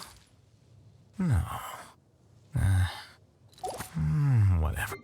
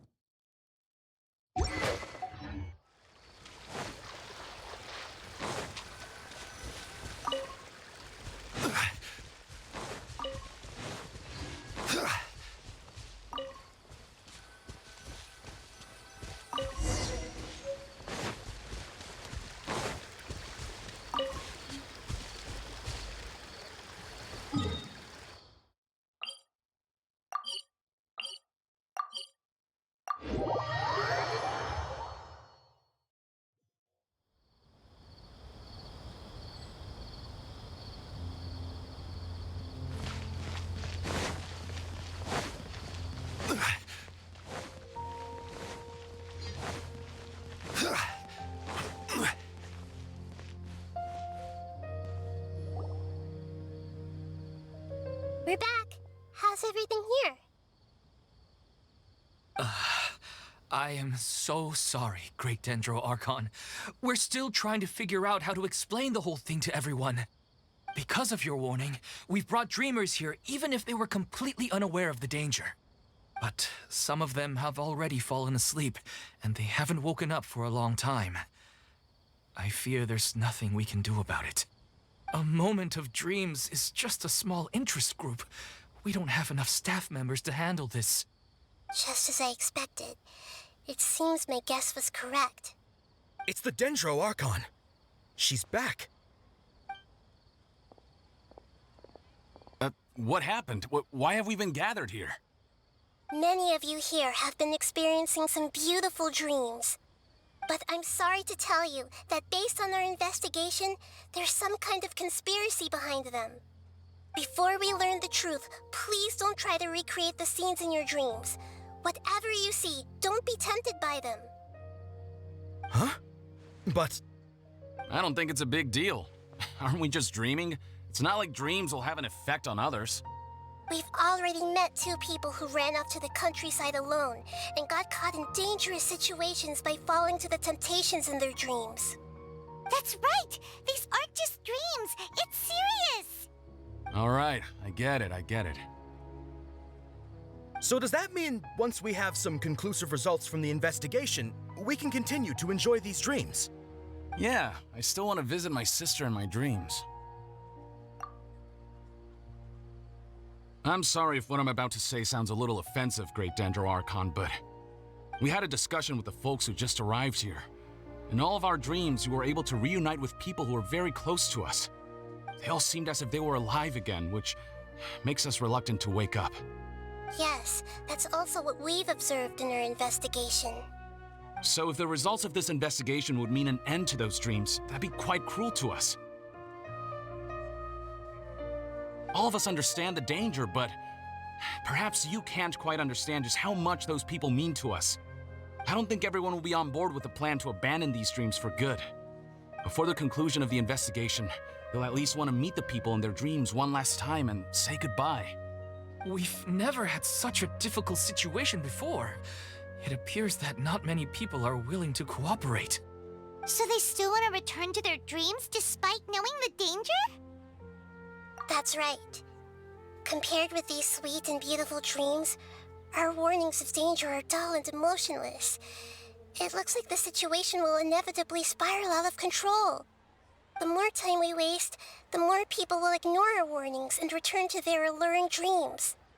So, what should we do? Seems we have to go into a dream and find out the truth for ourselves. Pedrush, is there anyone here who's experiencing a marvelous dream right now? Let me think. Yes, this way. Good. Please take us there. This lady refused to heed our warnings and fell asleep here a little earlier.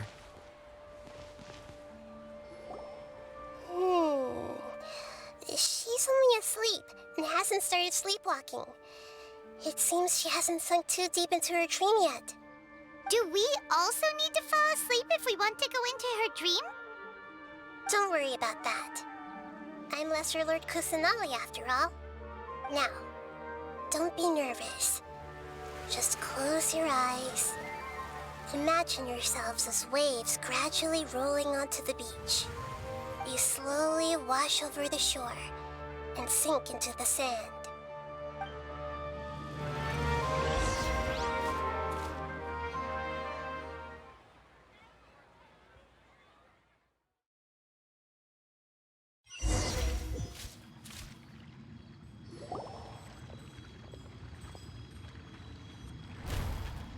What's wrong, Traveler? You look a little disoriented. Really? Paimon didn't notice anything. Anyway, seems like we've made it into the dream. I thought we would arrive at some familiar scene, but we seem to have landed in a completely unfamiliar place. Whoa! So many giant plants! Even in the sky! Amazing. Theoretically, we should have gone straight into Debbie's dream. Things do seem to have gone a bit sideways here. Anyway, let's see if we can find any leads.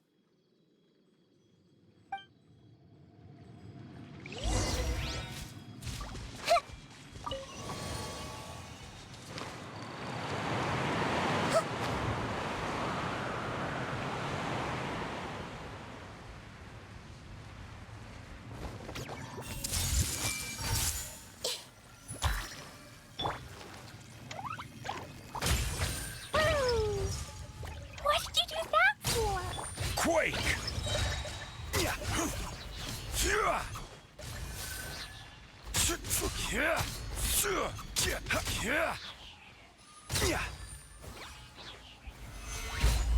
This is order.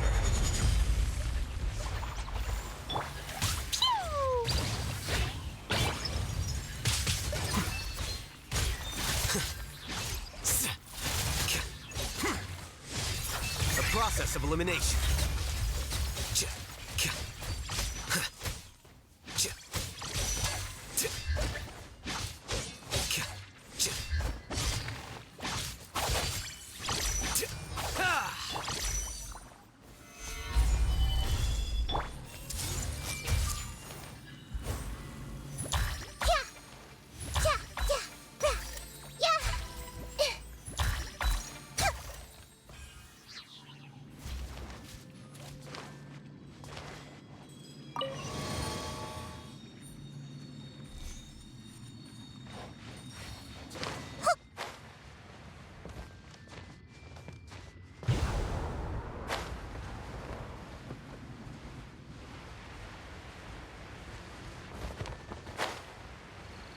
Huh?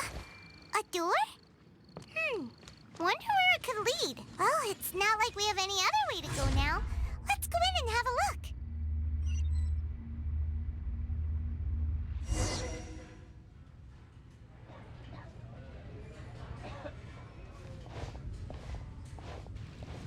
Hey, this place looks familiar.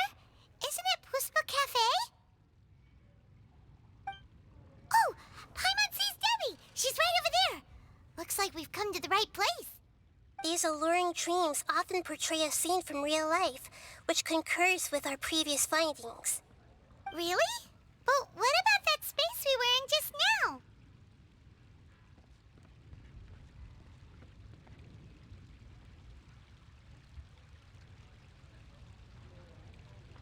You can't mean this is another collective dream? Yes. Given that so many people have been experiencing these beautiful dreams, I would say it's very likely that they're interconnected. Compared to an interconnected dream, independent individual dreams would be much harder to manage and manipulate. Ah, Paimon gets it now. Well, let's go talk with Debbie. Oh, but there are some other people next to her. Are they dreaming too? If this space is exclusive to Debbie's dream, then the others beside her are most likely the people she cherishes. Anyway, we should confirm that first, just to be sure. Huh. How do we do that? Just leave it to me.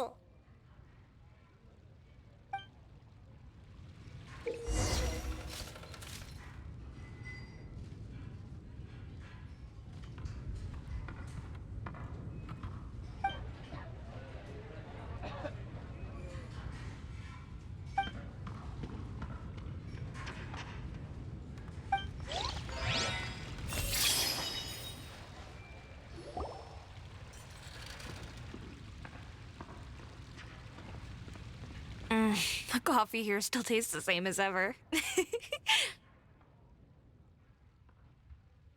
You two have traveled all around Tibet.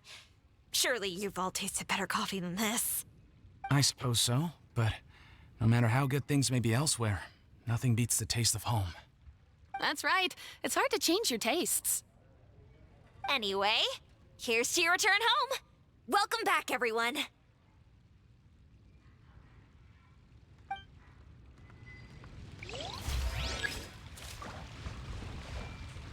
I see everything.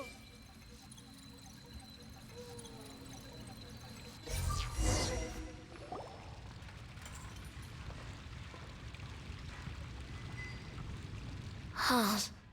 How could they be? Well, I guess it doesn't matter. Huh? She sounds a little hesitant.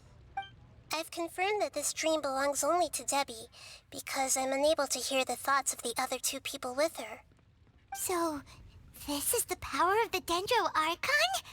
Paimon had better watch her thoughts from now on. Don't worry. I don't often use my powers like this. It's rather impolite.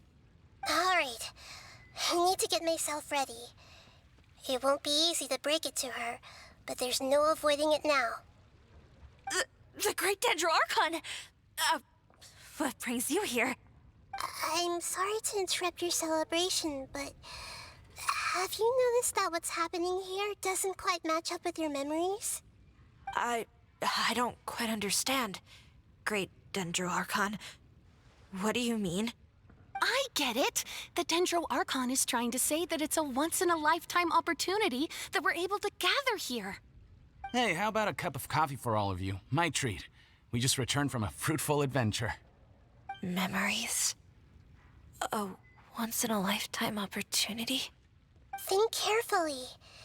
You of all people should know what really happened to them. Are you sure that meeting here and chatting the day away like this isn't just a product of your own wishful thinking? Yes. The reports from the Steambird were true. The ship they were on struck a reef and sank. And I never heard from Basima and Gaspar again. Hey, come on now. What are you talking about, Debbie? Yeah, trust your memories. Nothing you see here is real. I get it now. This is a dream, isn't it? But since it's my dream, it doesn't matter if this is real or not. I enjoy the way things are here. I no longer have to face the tragedies of real life. These friends mean the world to me. Nobody else can understand me like they do. There's nothing wrong with continuing this dream. Is there? I'm worried that if you were to continue dreaming like this, the lines between dreams and reality will gradually become too blurred for you. These dreams will always give you what you want, while reality remains full of pain and difficult situations. If you're not careful, you can get hurt. Don't worry. I still have control. I won't let it go that far. Are you sure? Hey, how about we put all this troublesome stuff aside and get back to our coffee and snacks, Whether it's just a dream or real life, you should be happy. You can't just brush off something like this. We don't even know how you people got here or where you even came from. Sorry. Paimon didn't mean to upset anyone. No, it's all right. I understand that you're just trying to look out for me. It seems that for now, this place is still relatively harmless for you. but I wonder if there's any way to go deeper into the dream. Huh. Now that you mention it, I once heard a strange voice tell me that there's an entrance here. I'm not interested in checking it out at the moment, but maybe I'll go in and have a look later. Okay, thanks for your help. Just as I expected, we're only on the surface of this dream. Let's go.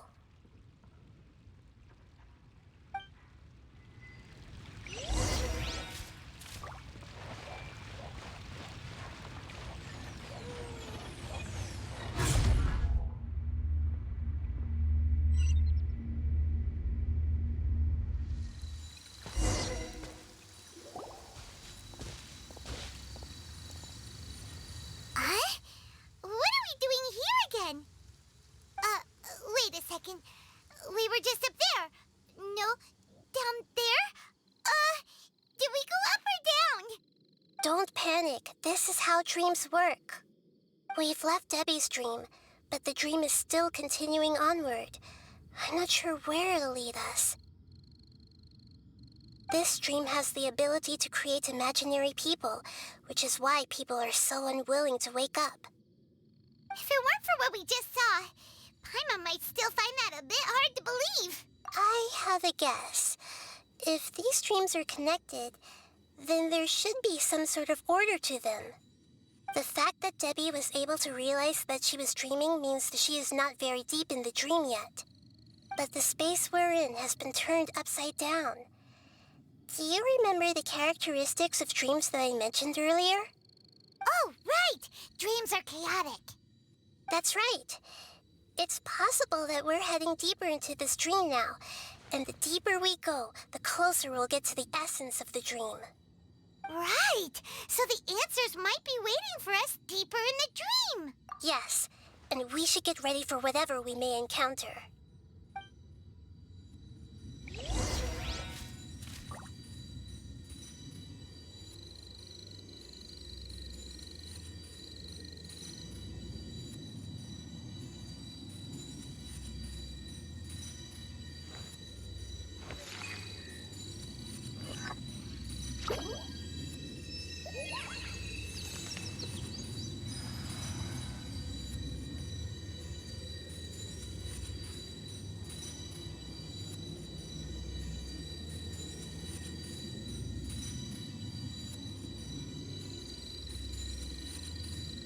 If you're not sure what to do next, how about I take you on a walk?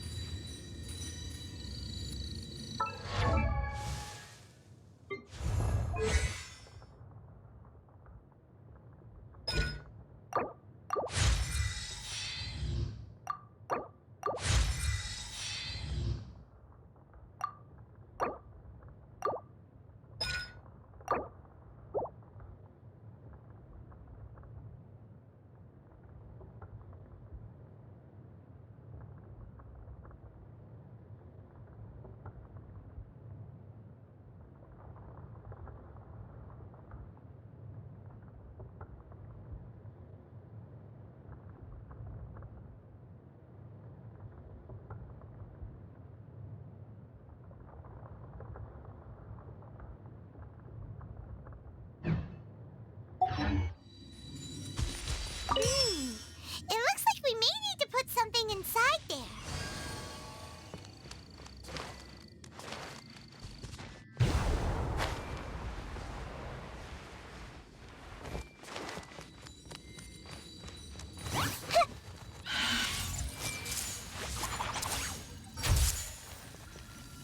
The Temple of Wisdom!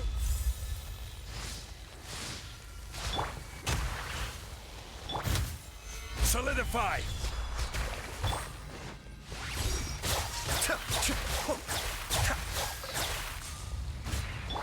Hey! Order guide you. The depths beckon. Be still.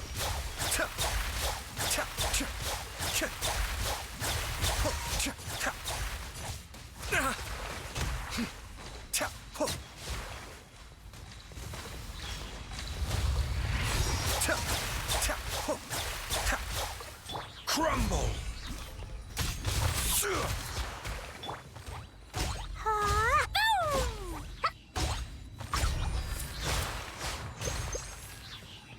I will have order.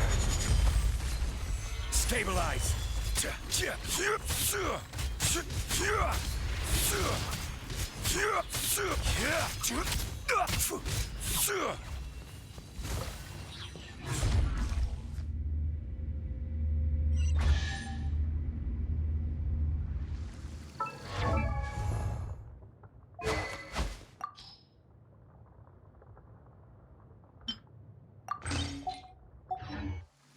Whoa! When it rains, it seems to disappear slowly. Yes, and it appears again as soon as the rain stops. It's less like a flower, and more like a dendro slime that's trying to keep out of sight. Here we go again with Nahita's analogy.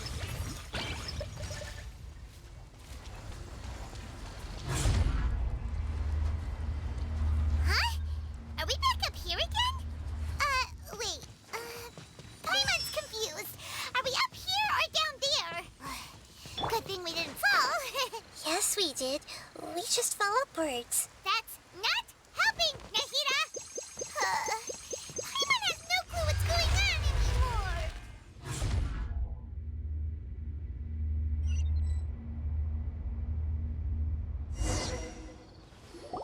Wait, weren't we already here a little earlier? This is probably Ilmon's dream. Huh? Why would he start dreaming again? Yes, but it seems that the danger isn't enough to stop him from longing for his wife. Based on what we've learned so far, he must be sleeping more deeply for his dreams to appear here. But fortunately, he already knows us from before, so hopefully we'll be able to wake him up.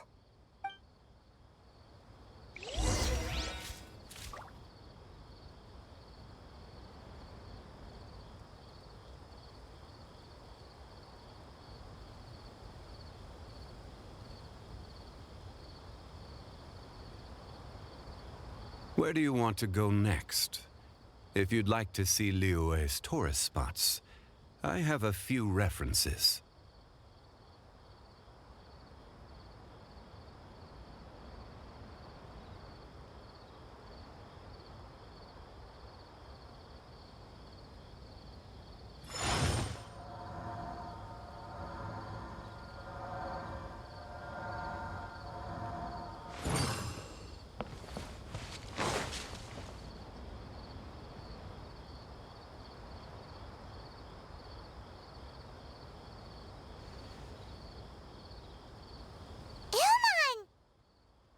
Oh, it's you! Incredible! I didn't know you would appear in my dream, too. Did you say dream? Wait, so you know this is a dream? Of course. Such good things rarely happen to me in real life these days. Here, let me introduce everyone.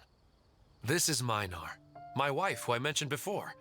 And this is our daughter, Hydar. Hello. It's a great honor to meet the Dendro Archon. Whoa, Dad! You know the Dendro Archon? That's amazing! And what's this? Is it a new toy? No, it's Paimon, not a toy! Anyway, now's not the time for that! Nahita, this doesn't seem to add up with what we were expecting. You're right. Let me think for a bit here. Oh, right! We didn't see him in a moment of dreams earlier. Paimon thought he'd gone home. Sorry. I just had to make sure that Hydar could get a chance to see her mother. I had gotten pretty familiar with the hike, so I brought Hydar with me. I'm just glad we didn't meet any monsters along the way. Yes, I'm glad too. I didn't expect her to grow up so fast. It must have been very hard for him. I regret not being able to fulfill my role as a wife and a mother. No, don't talk like that. Let's leave all that unhappy stuff behind for now. Even if we're in a dream, it's still a blessing that we've been able to reunite in this way. What should we do now? Should we tell him the truth? You can let me break the news. I should be the one to do it. I'm sorry, but I should tell you that your dream did not create us. We are real people with our own consciousness.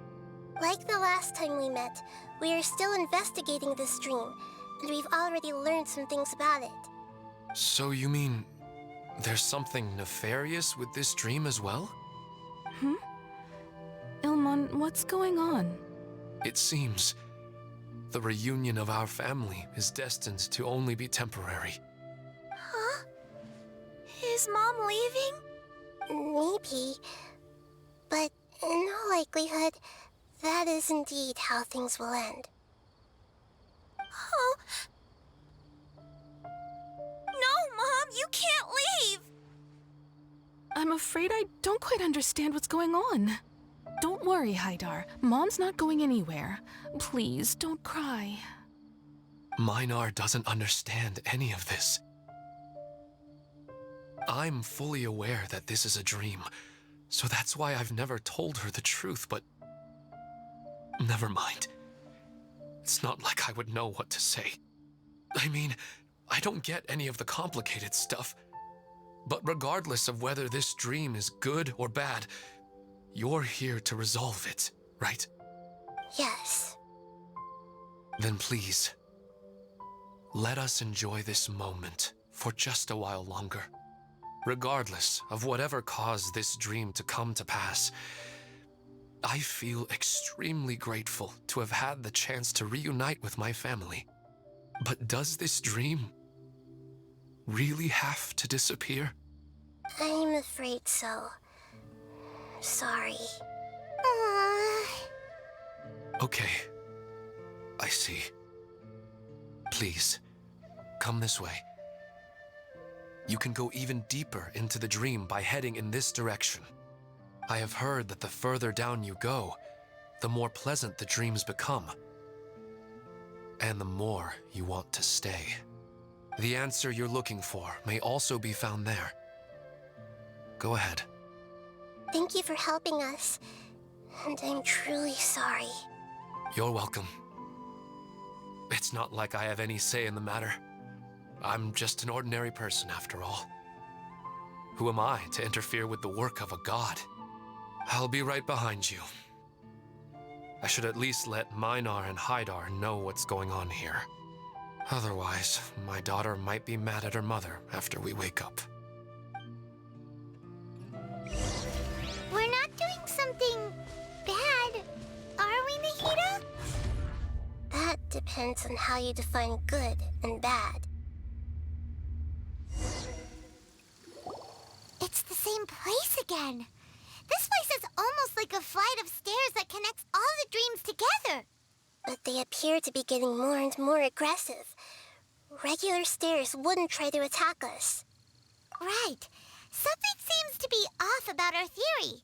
Ilmon is clearly aware that he's dreaming, and he's enjoying it. Rather than dreaming on a deeper level, he almost seemed more awake. I believe we're on the right track, but we just need another explanation. It's not that the dreams are getting deeper, it's the owner's attachment to the dreams that's getting stronger. But you would never mistake dreams for real life, right? Sometimes, Paimon almost wishes her dreams could be real. But it's just a quick thought. It's not long before Paimon's thinking about other things, like sticky honey roast. Listen, we're real beings living in the real world, and that's where our focus should be. This also explains the insubstantiality of our dreams. No matter what they may become, we don't really care. But if we decide to abandon reality and embrace our dreams, then our dreams will become far more substantial. Oh, wait! Paimon's starting to get it now! Your mind will begin to build the dream far more attentively, which in turn will make it feel more real. Do you remember how the Akasha can turn dreams into jnana energy? Constructing a realistic dream consumes a similar energy. Does that mean there's a host of these dreams here like Milu during the Subzero's festival? If we wake that person up, this collective dream will end, right? Mm-hmm, most likely. But the collective dream in Sumeru City was created by the Akasha, and now the Akasha has been turned off. This has nothing to do with the Aranara, and humans are not capable of creating a collective dream, which means... Huh? So, did someone manage to restart the Akasha? That's impossible. But they are probably a scholar of the Academia who had a close connection with the Akasha. Even so, how did they manage to do it? And how did they choose the host? Yeah, we haven't gotten to the end yet. Once we know their motive, all the questions will resolve themselves.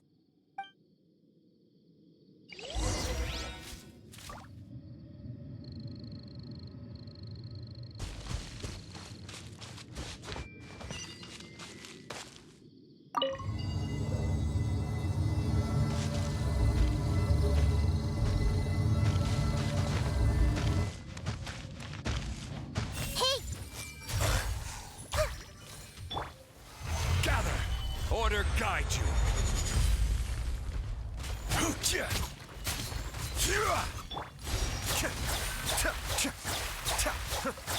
Mind the deluge. Here you are. Scatter.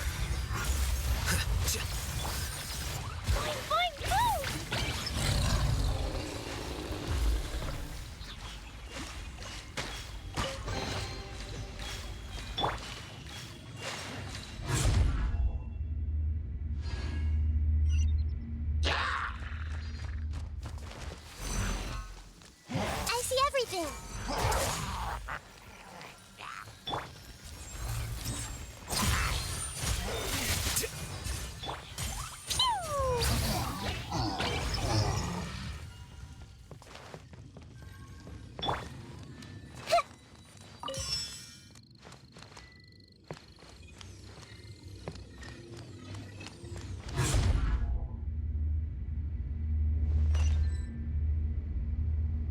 All the water that used to be here has turned into rain. Then let's get through here before the water level rises.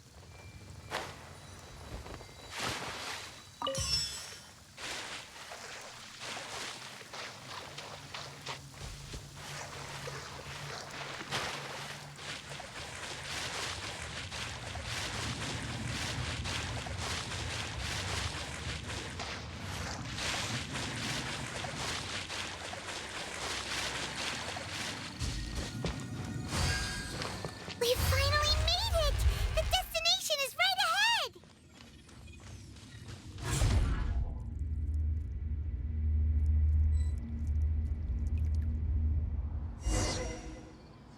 Wow! A new place!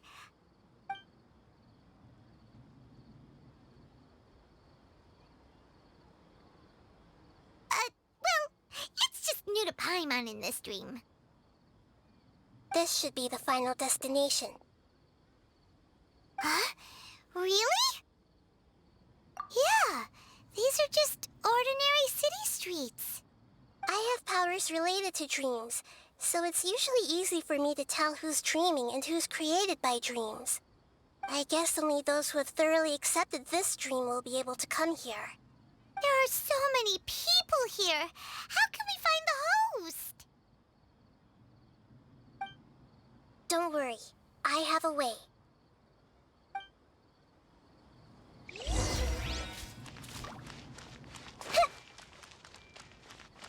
Hey! Anissa's always so calm. I wish I were the same. He's just in an ordinary dream, so it shouldn't be him. Anissa's always so calm. I wish I were the same.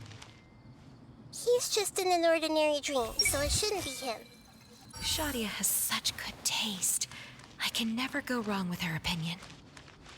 No, it doesn't seem to be her. Who doesn't want a dream to last forever? He's just entered the dream recently. It's definitely not him. However... Sometimes I wish Rakesh... You know, I've heard that plants grow better if you play music for them. And on that note, it's been a while since I last heard you play. Sorry, I've been a little busy these last couple days.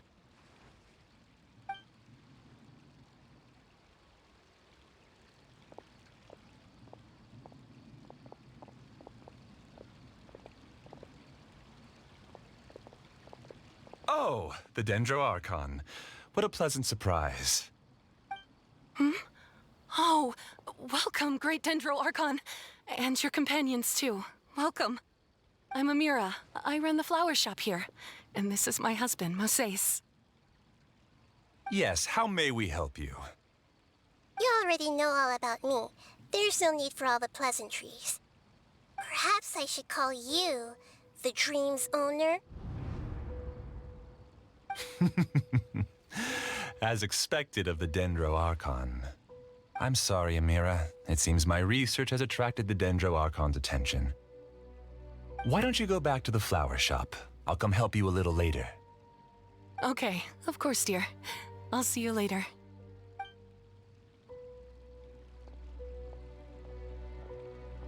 It appears that I was too naive to think I could deceive the Dendro Archon in person like this. To avoid looking like too much of a fool, allow me to ask the first question. How well would you say you understand this dream? This dream was built by the Akasha, and it has the power to create imaginary people who no longer exist in the real world. As for you, you found a unique way to become the owner of this dream, going so far as to have even given up the ability to wake up again. Given up the ability to wake up? Impressive! You truly are the embodiment of wisdom.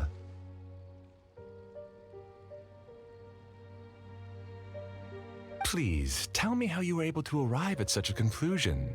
In return, I'll answer the question you're most curious about. It's simple. Apart from you, this space only consists of real people who are dreaming and imaginary people who are created here. Although you are here and appear no different from the others, I can't sense your dream. How can I wake up a person who's already awake? Fascinating. Since you're the fully awake owner of this dream, it can never collapse from you waking up.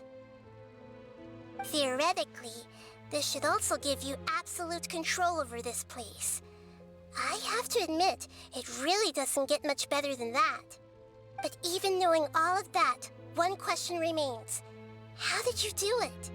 Isn't the answer right in front of you, Great Dendro Archon? It's because I've dedicated my entire reality to this dream. I uploaded my entire consciousness into the Akasha when it was still running. Actually, this all started because of an accident. My original goal was not about the Akasha or a collective dream. No. You were motivated above all to create a hyper-realistic person. The desire to reconnect with a real loved one is the one shared sentiment between all our dreamers. That's right. However, human models are too complicated. Only the Akasha has a jnana energy supply powerful enough for me to generate and sustain my models. The Akasha is truly magnificent. If I siphoned a minuscule amount of its energy, nobody would even notice. And even this minuscule amount of energy was already more than enough for my purposes.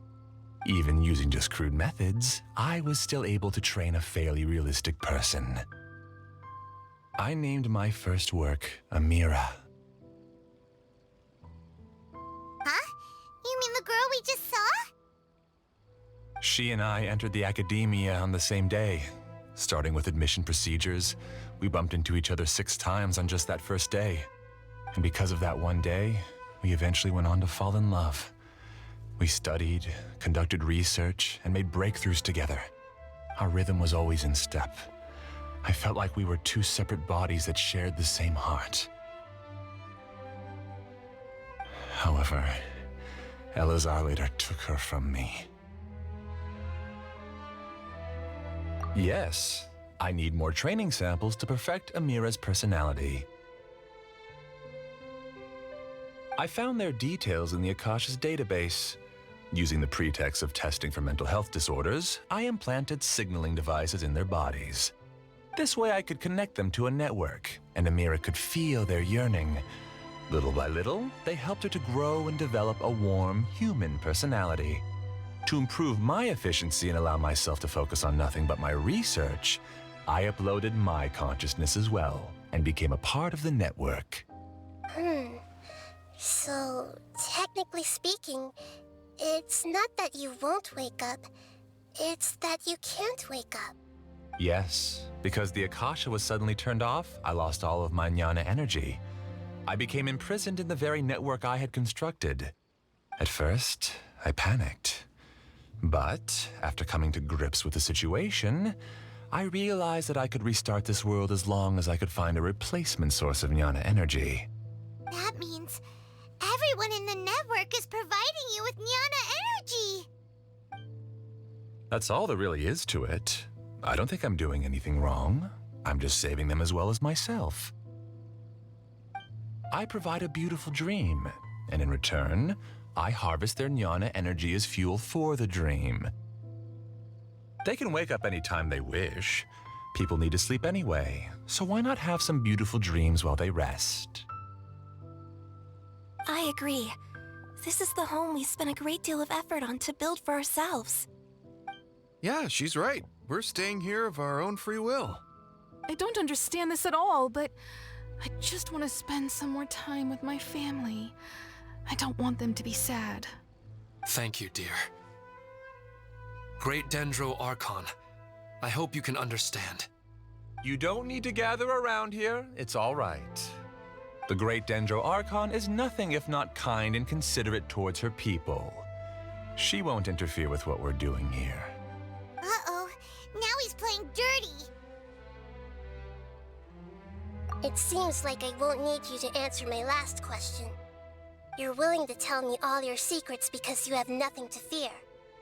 If you use real people as your weapon and turn them against their Archon, then there's nothing the Archon can do. They just want to be with the people they cherish. I don't think there's anything wrong with me providing them with that opportunity. They don't wish to eternally part with their spouses and friends. What's so wrong about that? If you understood humans a little better, or had also experienced firsthand the absolute devastation of loss, then perhaps you wouldn't be so cold towards us. If you had used your talents and determination for a just cause, you could have become a sage of the new generation. Unfortunately, you've committed one of the 6 cardinal sins of the Academia by attempting the forbidden and fearing none. You equated people's feelings with cold jnana energy and deprived them of the pain that they have to face. You lured them into these dreams, and even now, remain completely unaware of how evil all of this truly is. Pain? Luring? Those kinds of things haven't existed here from the moment this world was created. She's right here. This is Ilmon's child, Haidar. Huh? My daughter? What's wrong with her? This dream relies on a set network, which means that only those with devices planted in their bodies can enter this world. Carefully think back and retrace your steps. I secretly went back to the mountainside with Haidar. Minar was already there waiting for me, and Haidar was able to see her mother. You mean she isn't actually the real Haidar? No, because unlike you, she can't enter this dream. The moment you came into this dream, it created a Haidar to realize your wish of reuniting with your family. So, tell me, Where's the real Haidar? She's still out there on the mountainside. That's right. And she must have been terrified to see her father not in his right mind. Not to mention the monsters in that area. The situation is very dangerous. If Haidar's still out there, then... What are you talking about, Dad? I don't understand. I must wake up right now. I can't leave her there alone. Oh. It seems the others have also remembered something. People try to avoid pain and stay in their perceived bubbles of safety out of an instinct to protect themselves. This is human nature, but it is also one of their weaknesses. However, why are there still so many people striving to move forward even when they know the path ahead is dangerous and painful? It's because people don't only live for themselves. They have families, loved ones, friends, and communities. They have dreams that they are still trying to achieve. But in this dream, you showed them only the most comfortable and soothing things. This entire world has been built on the foundation of buried and unseen pain. It's all just a well-devised scam. It seems like I've stayed in the dream for too long. I still have so many things I haven't done. Huh. I thought gods didn't understand humans. That would have explained why they created such a flawed world where countless tragedies took place. I didn't expect you to arrive at the answer through sheer power of observation. But unfortunately, it means nothing now. If you wanted to spend a little time in the waking world, go right ahead. In any case, I wanted to spend some time alone with Amira. As long as this dream continues to exist, you'll come back. Humans aren't as strong as you think, and even if you're a god, they won't always listen to you. It's time to purge all the extraneous data and noise.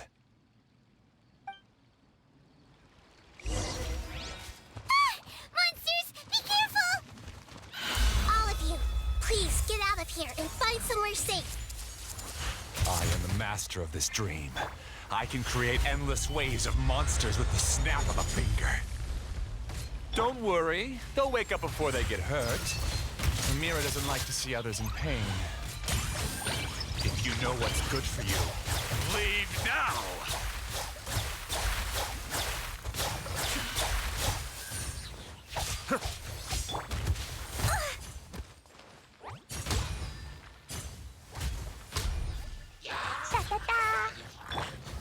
Stabilize! I will have order! Everyone hold hands!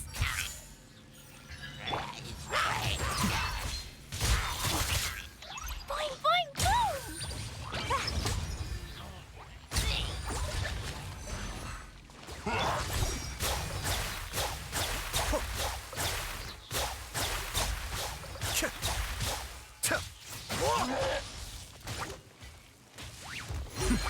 The depths beckon!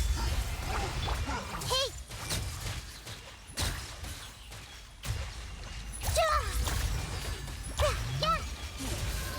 The Temple of Wisdom!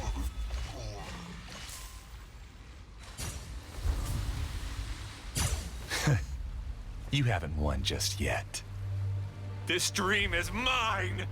If I go into hiding here, not even an Archon can ever find me. And as long as people yearn for happiness, they will return here and rebuild this paradise! Hey, stop! What's that? The dream is spiraling out of control and is collapsing now.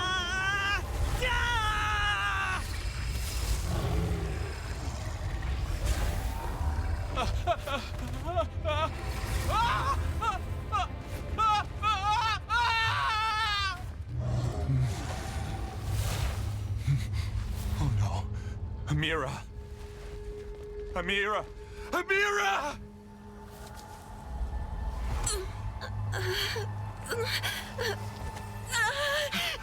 Amira, are you all right? I don't feel well. No, no, no! Please, no!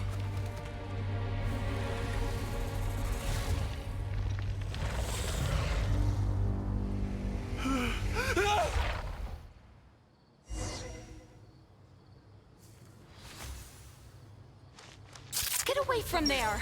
Don't ruin my flowers! What should I do? Where did he go? Left because he doesn't want you anymore.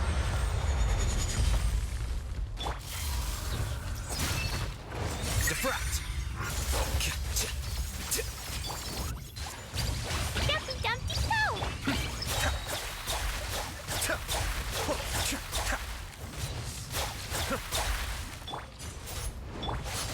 Sharing my knowledge. Just shut up!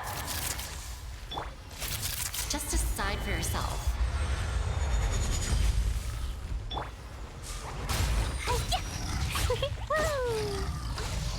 Cascade!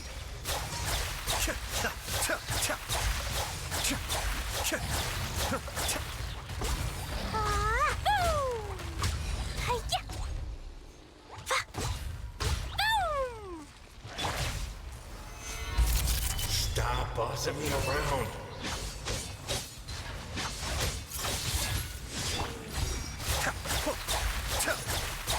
Who am I?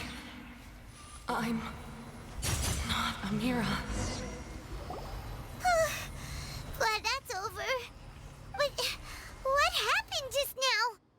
He's not very proficient in using the Akasha's technology, and he spent a lot of Jnana energy creating monsters. Now the system is out of control. All the people he created also turned into monsters, including Amira. It's terrible, even for a dream. Even Paimon's freaked out. Paimon can't imagine what they're going through. The good news is that the chaos seems to have subsided. Now we only need to wake up the people here and let them return to their real lives. Amira. My dear Amira. They're all gone. It was just a big dream after all.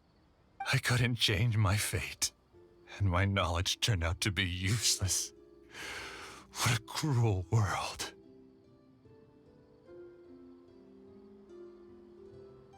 Do you still think this is our fault? I don't care about that anymore. The Jnana energy used to sustain this dream has all been transformed into monsters. This dream will soon collapse and my consciousness along with it. Let me disappear with Amira. I'd rather turn into dust than to ever wake up again. It seems that everything that's happened is too much for him. He's lost all hope. I think seeing Amira turn into a monster was punishment enough for him. After comprehending the hollowness of the unreal, it's time to revisit the meaning of existence. Existence? I'm different from the others. I've long given up everything outside of my consciousness. Using my knowledge of the Akasha, I have a way to extract your consciousness from here and put it inside a knowledge capsule. The Academia has probably kept your body, so you should be able to wake up soon. No need. Just let me disappear. Reality means nothing to me now.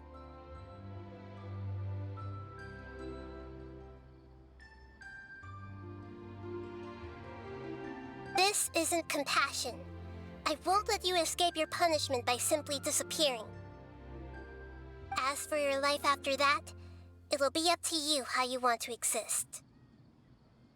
Alright, Traveler and Paimon, we should go back. We can finally wrap up this whole thing.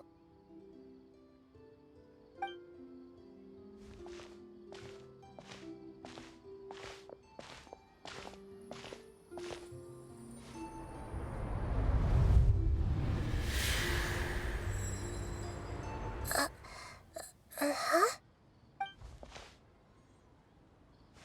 What's wrong, Nahida? Oh, nothing.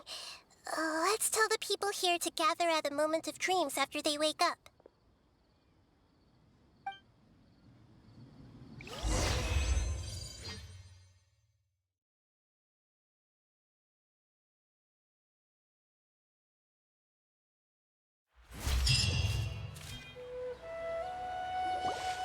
Oh, great. You're awake. Everybody has started to wake up, and we've heard similar reports from around the city as well. From the looks of it, you were able to successfully resolve the issue. Yes, though it took us a good deal of effort.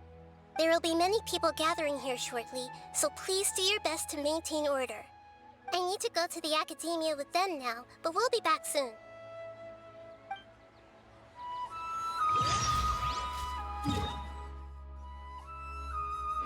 Are we going to ask about that scholar? Yes, but it may take some time for him to wake up after his consciousness returns to his body. We can leave the rest to the Matra.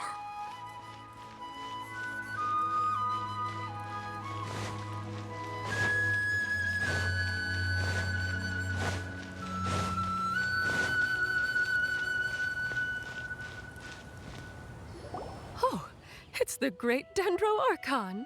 How can I help you? I would like to check the registration records of a Kasharawar scholar. He should be in an unconscious state right now. Okay, just a moment. Sorry to keep you waiting, Dendro Archon. We have confirmed that there's a scholar named Beinuni who's been unconscious for a while. The cause was improper operation of the Akasha. He hasn't regained consciousness yet, and is still receiving treatment at Bimarstan. Huh? Isn't his name Moses? I guess he didn't want to be recognized or bothered by anyone. Please, give the knowledge stored in this to the Matra and ask them to import it into Beinuni's brain. Understood. But for safety reasons, I need to know why. It's simple. This contains his consciousness. It's long been trapped inside of a dream. He's committed an act that affected the safety of Sumeru. After he wakes up, I'll inform the General Mahamatra of all the details. I see. I'll take care of this right away. Thank you, great Dendro Archon. No problem. All right. Everyone should have gathered at a moment of dreams by now. Let's head back.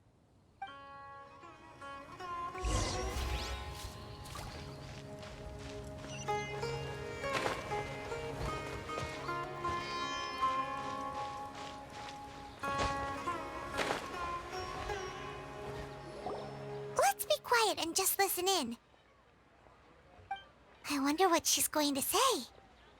Hello, all of you who have just woken up. I'm sorry for interrupting your beautiful dreams. I may have acted a little cold when handling things in the dream. I sincerely apologize for that. Dreams have amazing power. They inspire us to remain resolute in the face of adversity and help those with aspirations achieve their desires.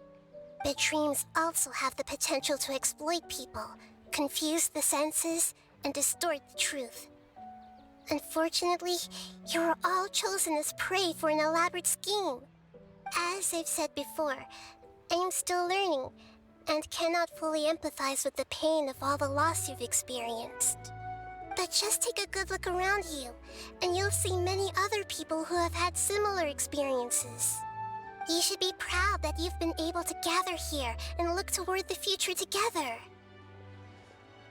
The path of life is long, and it's hard for us to see the destination. This leads us to ask a lot of difficult questions.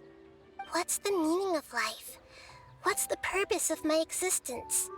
Why do I keep experiencing pain and loss? Of course, the most comfortable choice is to stop progressing.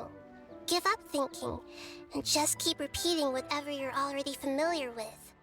Whenever you have such thoughts, just look at the people and things around you. Some people work hard all day so that their families can have a hot meal on the table at night. Some people travel all over the world in order to create art that resonates with all of Teyvat. Some venture in search of the world's secrets to prevent rapidly approaching, yet still unknown, world-shattering catastrophes. Life is not just about yourself. Each and every one of your actions shapes you and the world around you. Look, friends and family will remember what you've done, And even some people you've never met may benefit from your actions. Therefore, many people will strive forward to forge new paths, even if they have to endure great pain to do so. Once you begin your journey on that same difficult yet rewarding path, you'll come to know the answers to those big existential questions, yet they will no longer feel as life-defining as they did before. But if you were to believe that life is nothing but an empty, ephemeral dream, then that's also the only thing it'll ever become. You are free to choose how you want to live your lives, but as your Archon, I should first make this information known to everyone. In the end, it's up to you whether you want to embrace a beautiful dream at the cost of your real life. Nahida said she wanted to speak with us alone. It seems like she went to the plaza in front of the academia.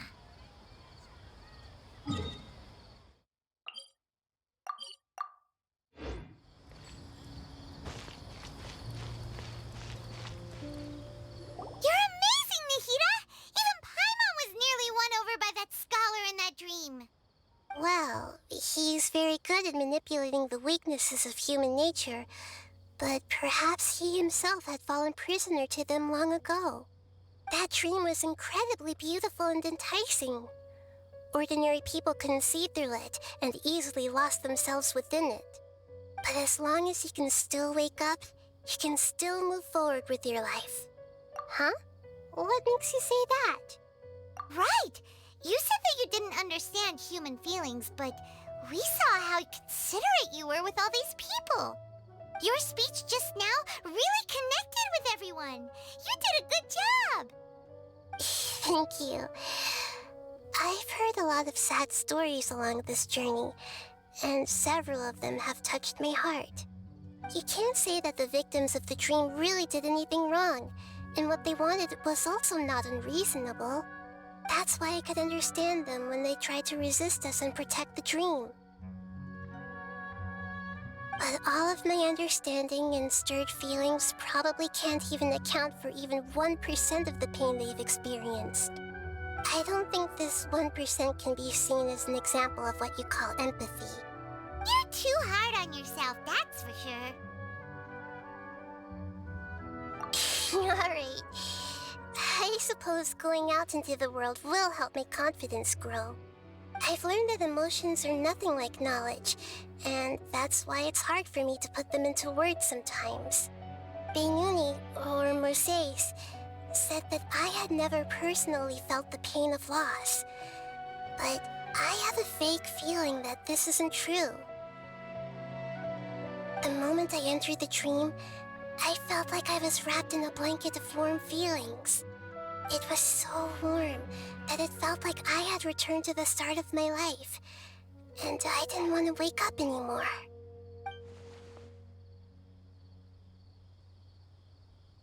But when I opened my eyes, the feeling was gone without a trace. If I have to make an analogy for it, I would say I can no longer see words on a piece of paper after they have been erased, but I can still see the slight indentations of where the words had been written. But now that I've experienced this dream, I think I can say with confidence that I won't dwell too much on the meaning of that warmth. It's enough that I can tell I was once supported by that warmth, and its existence has allowed me to get to where I am today. If I dwell too much on its exact nature, I would be putting the cart before the horse. I gave a speech to inspire my people, so if I were to fail to live up to those words myself, then that would be too embarrassing. Hey,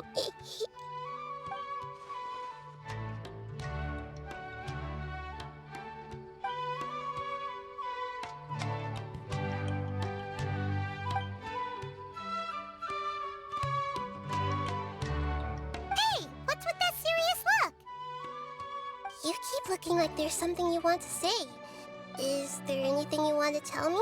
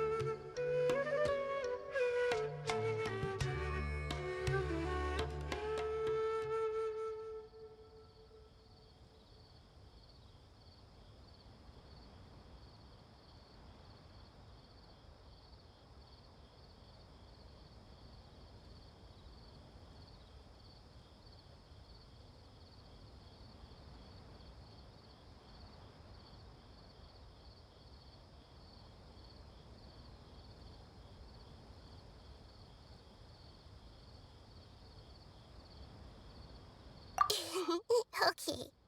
Since we just woke up, let's stretch a little bit. A new day is about to begin.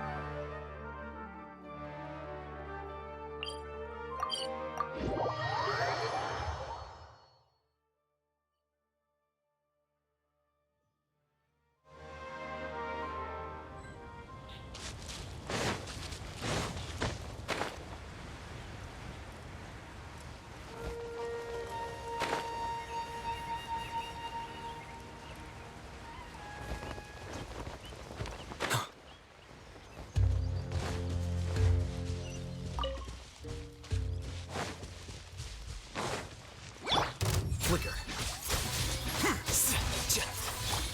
Rise! This is order.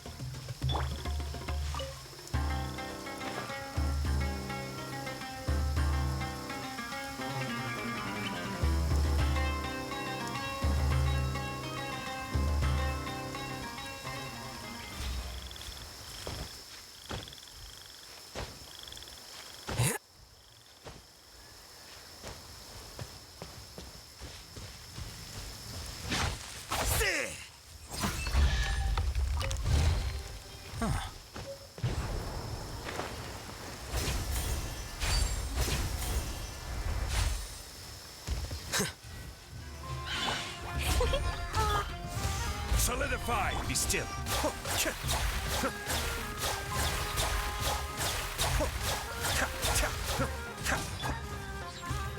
Flicker.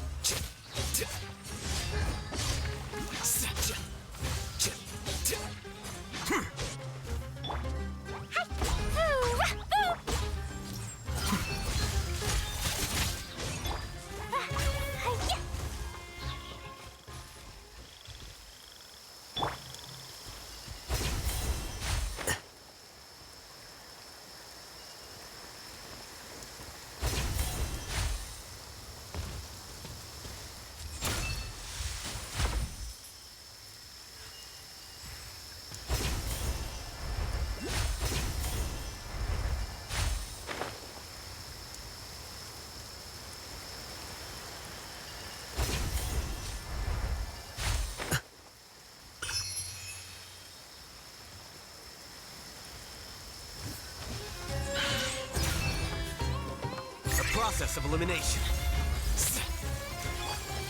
Gather! I will have order!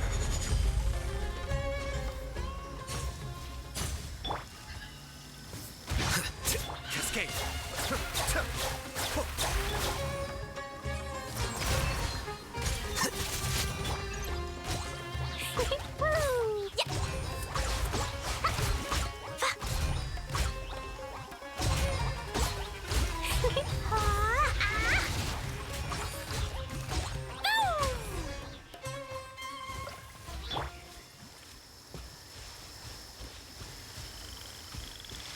Here you are.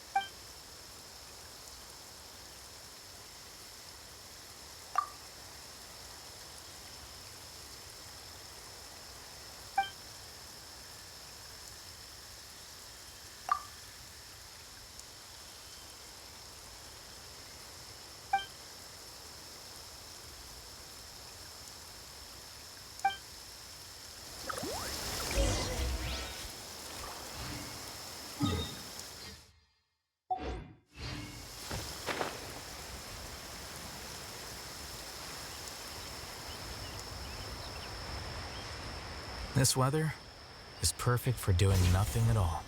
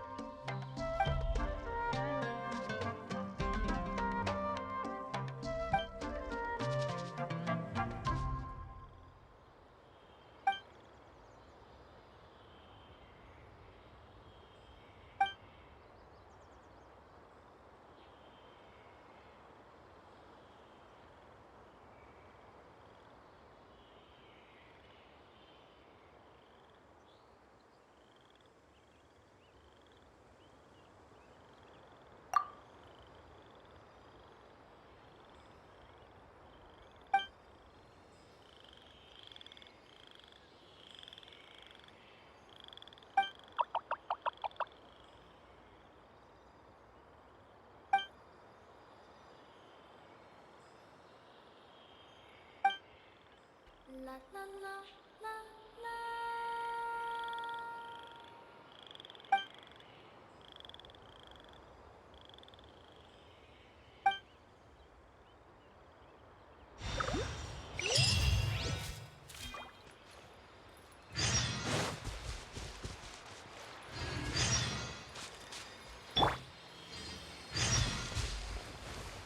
Crumble!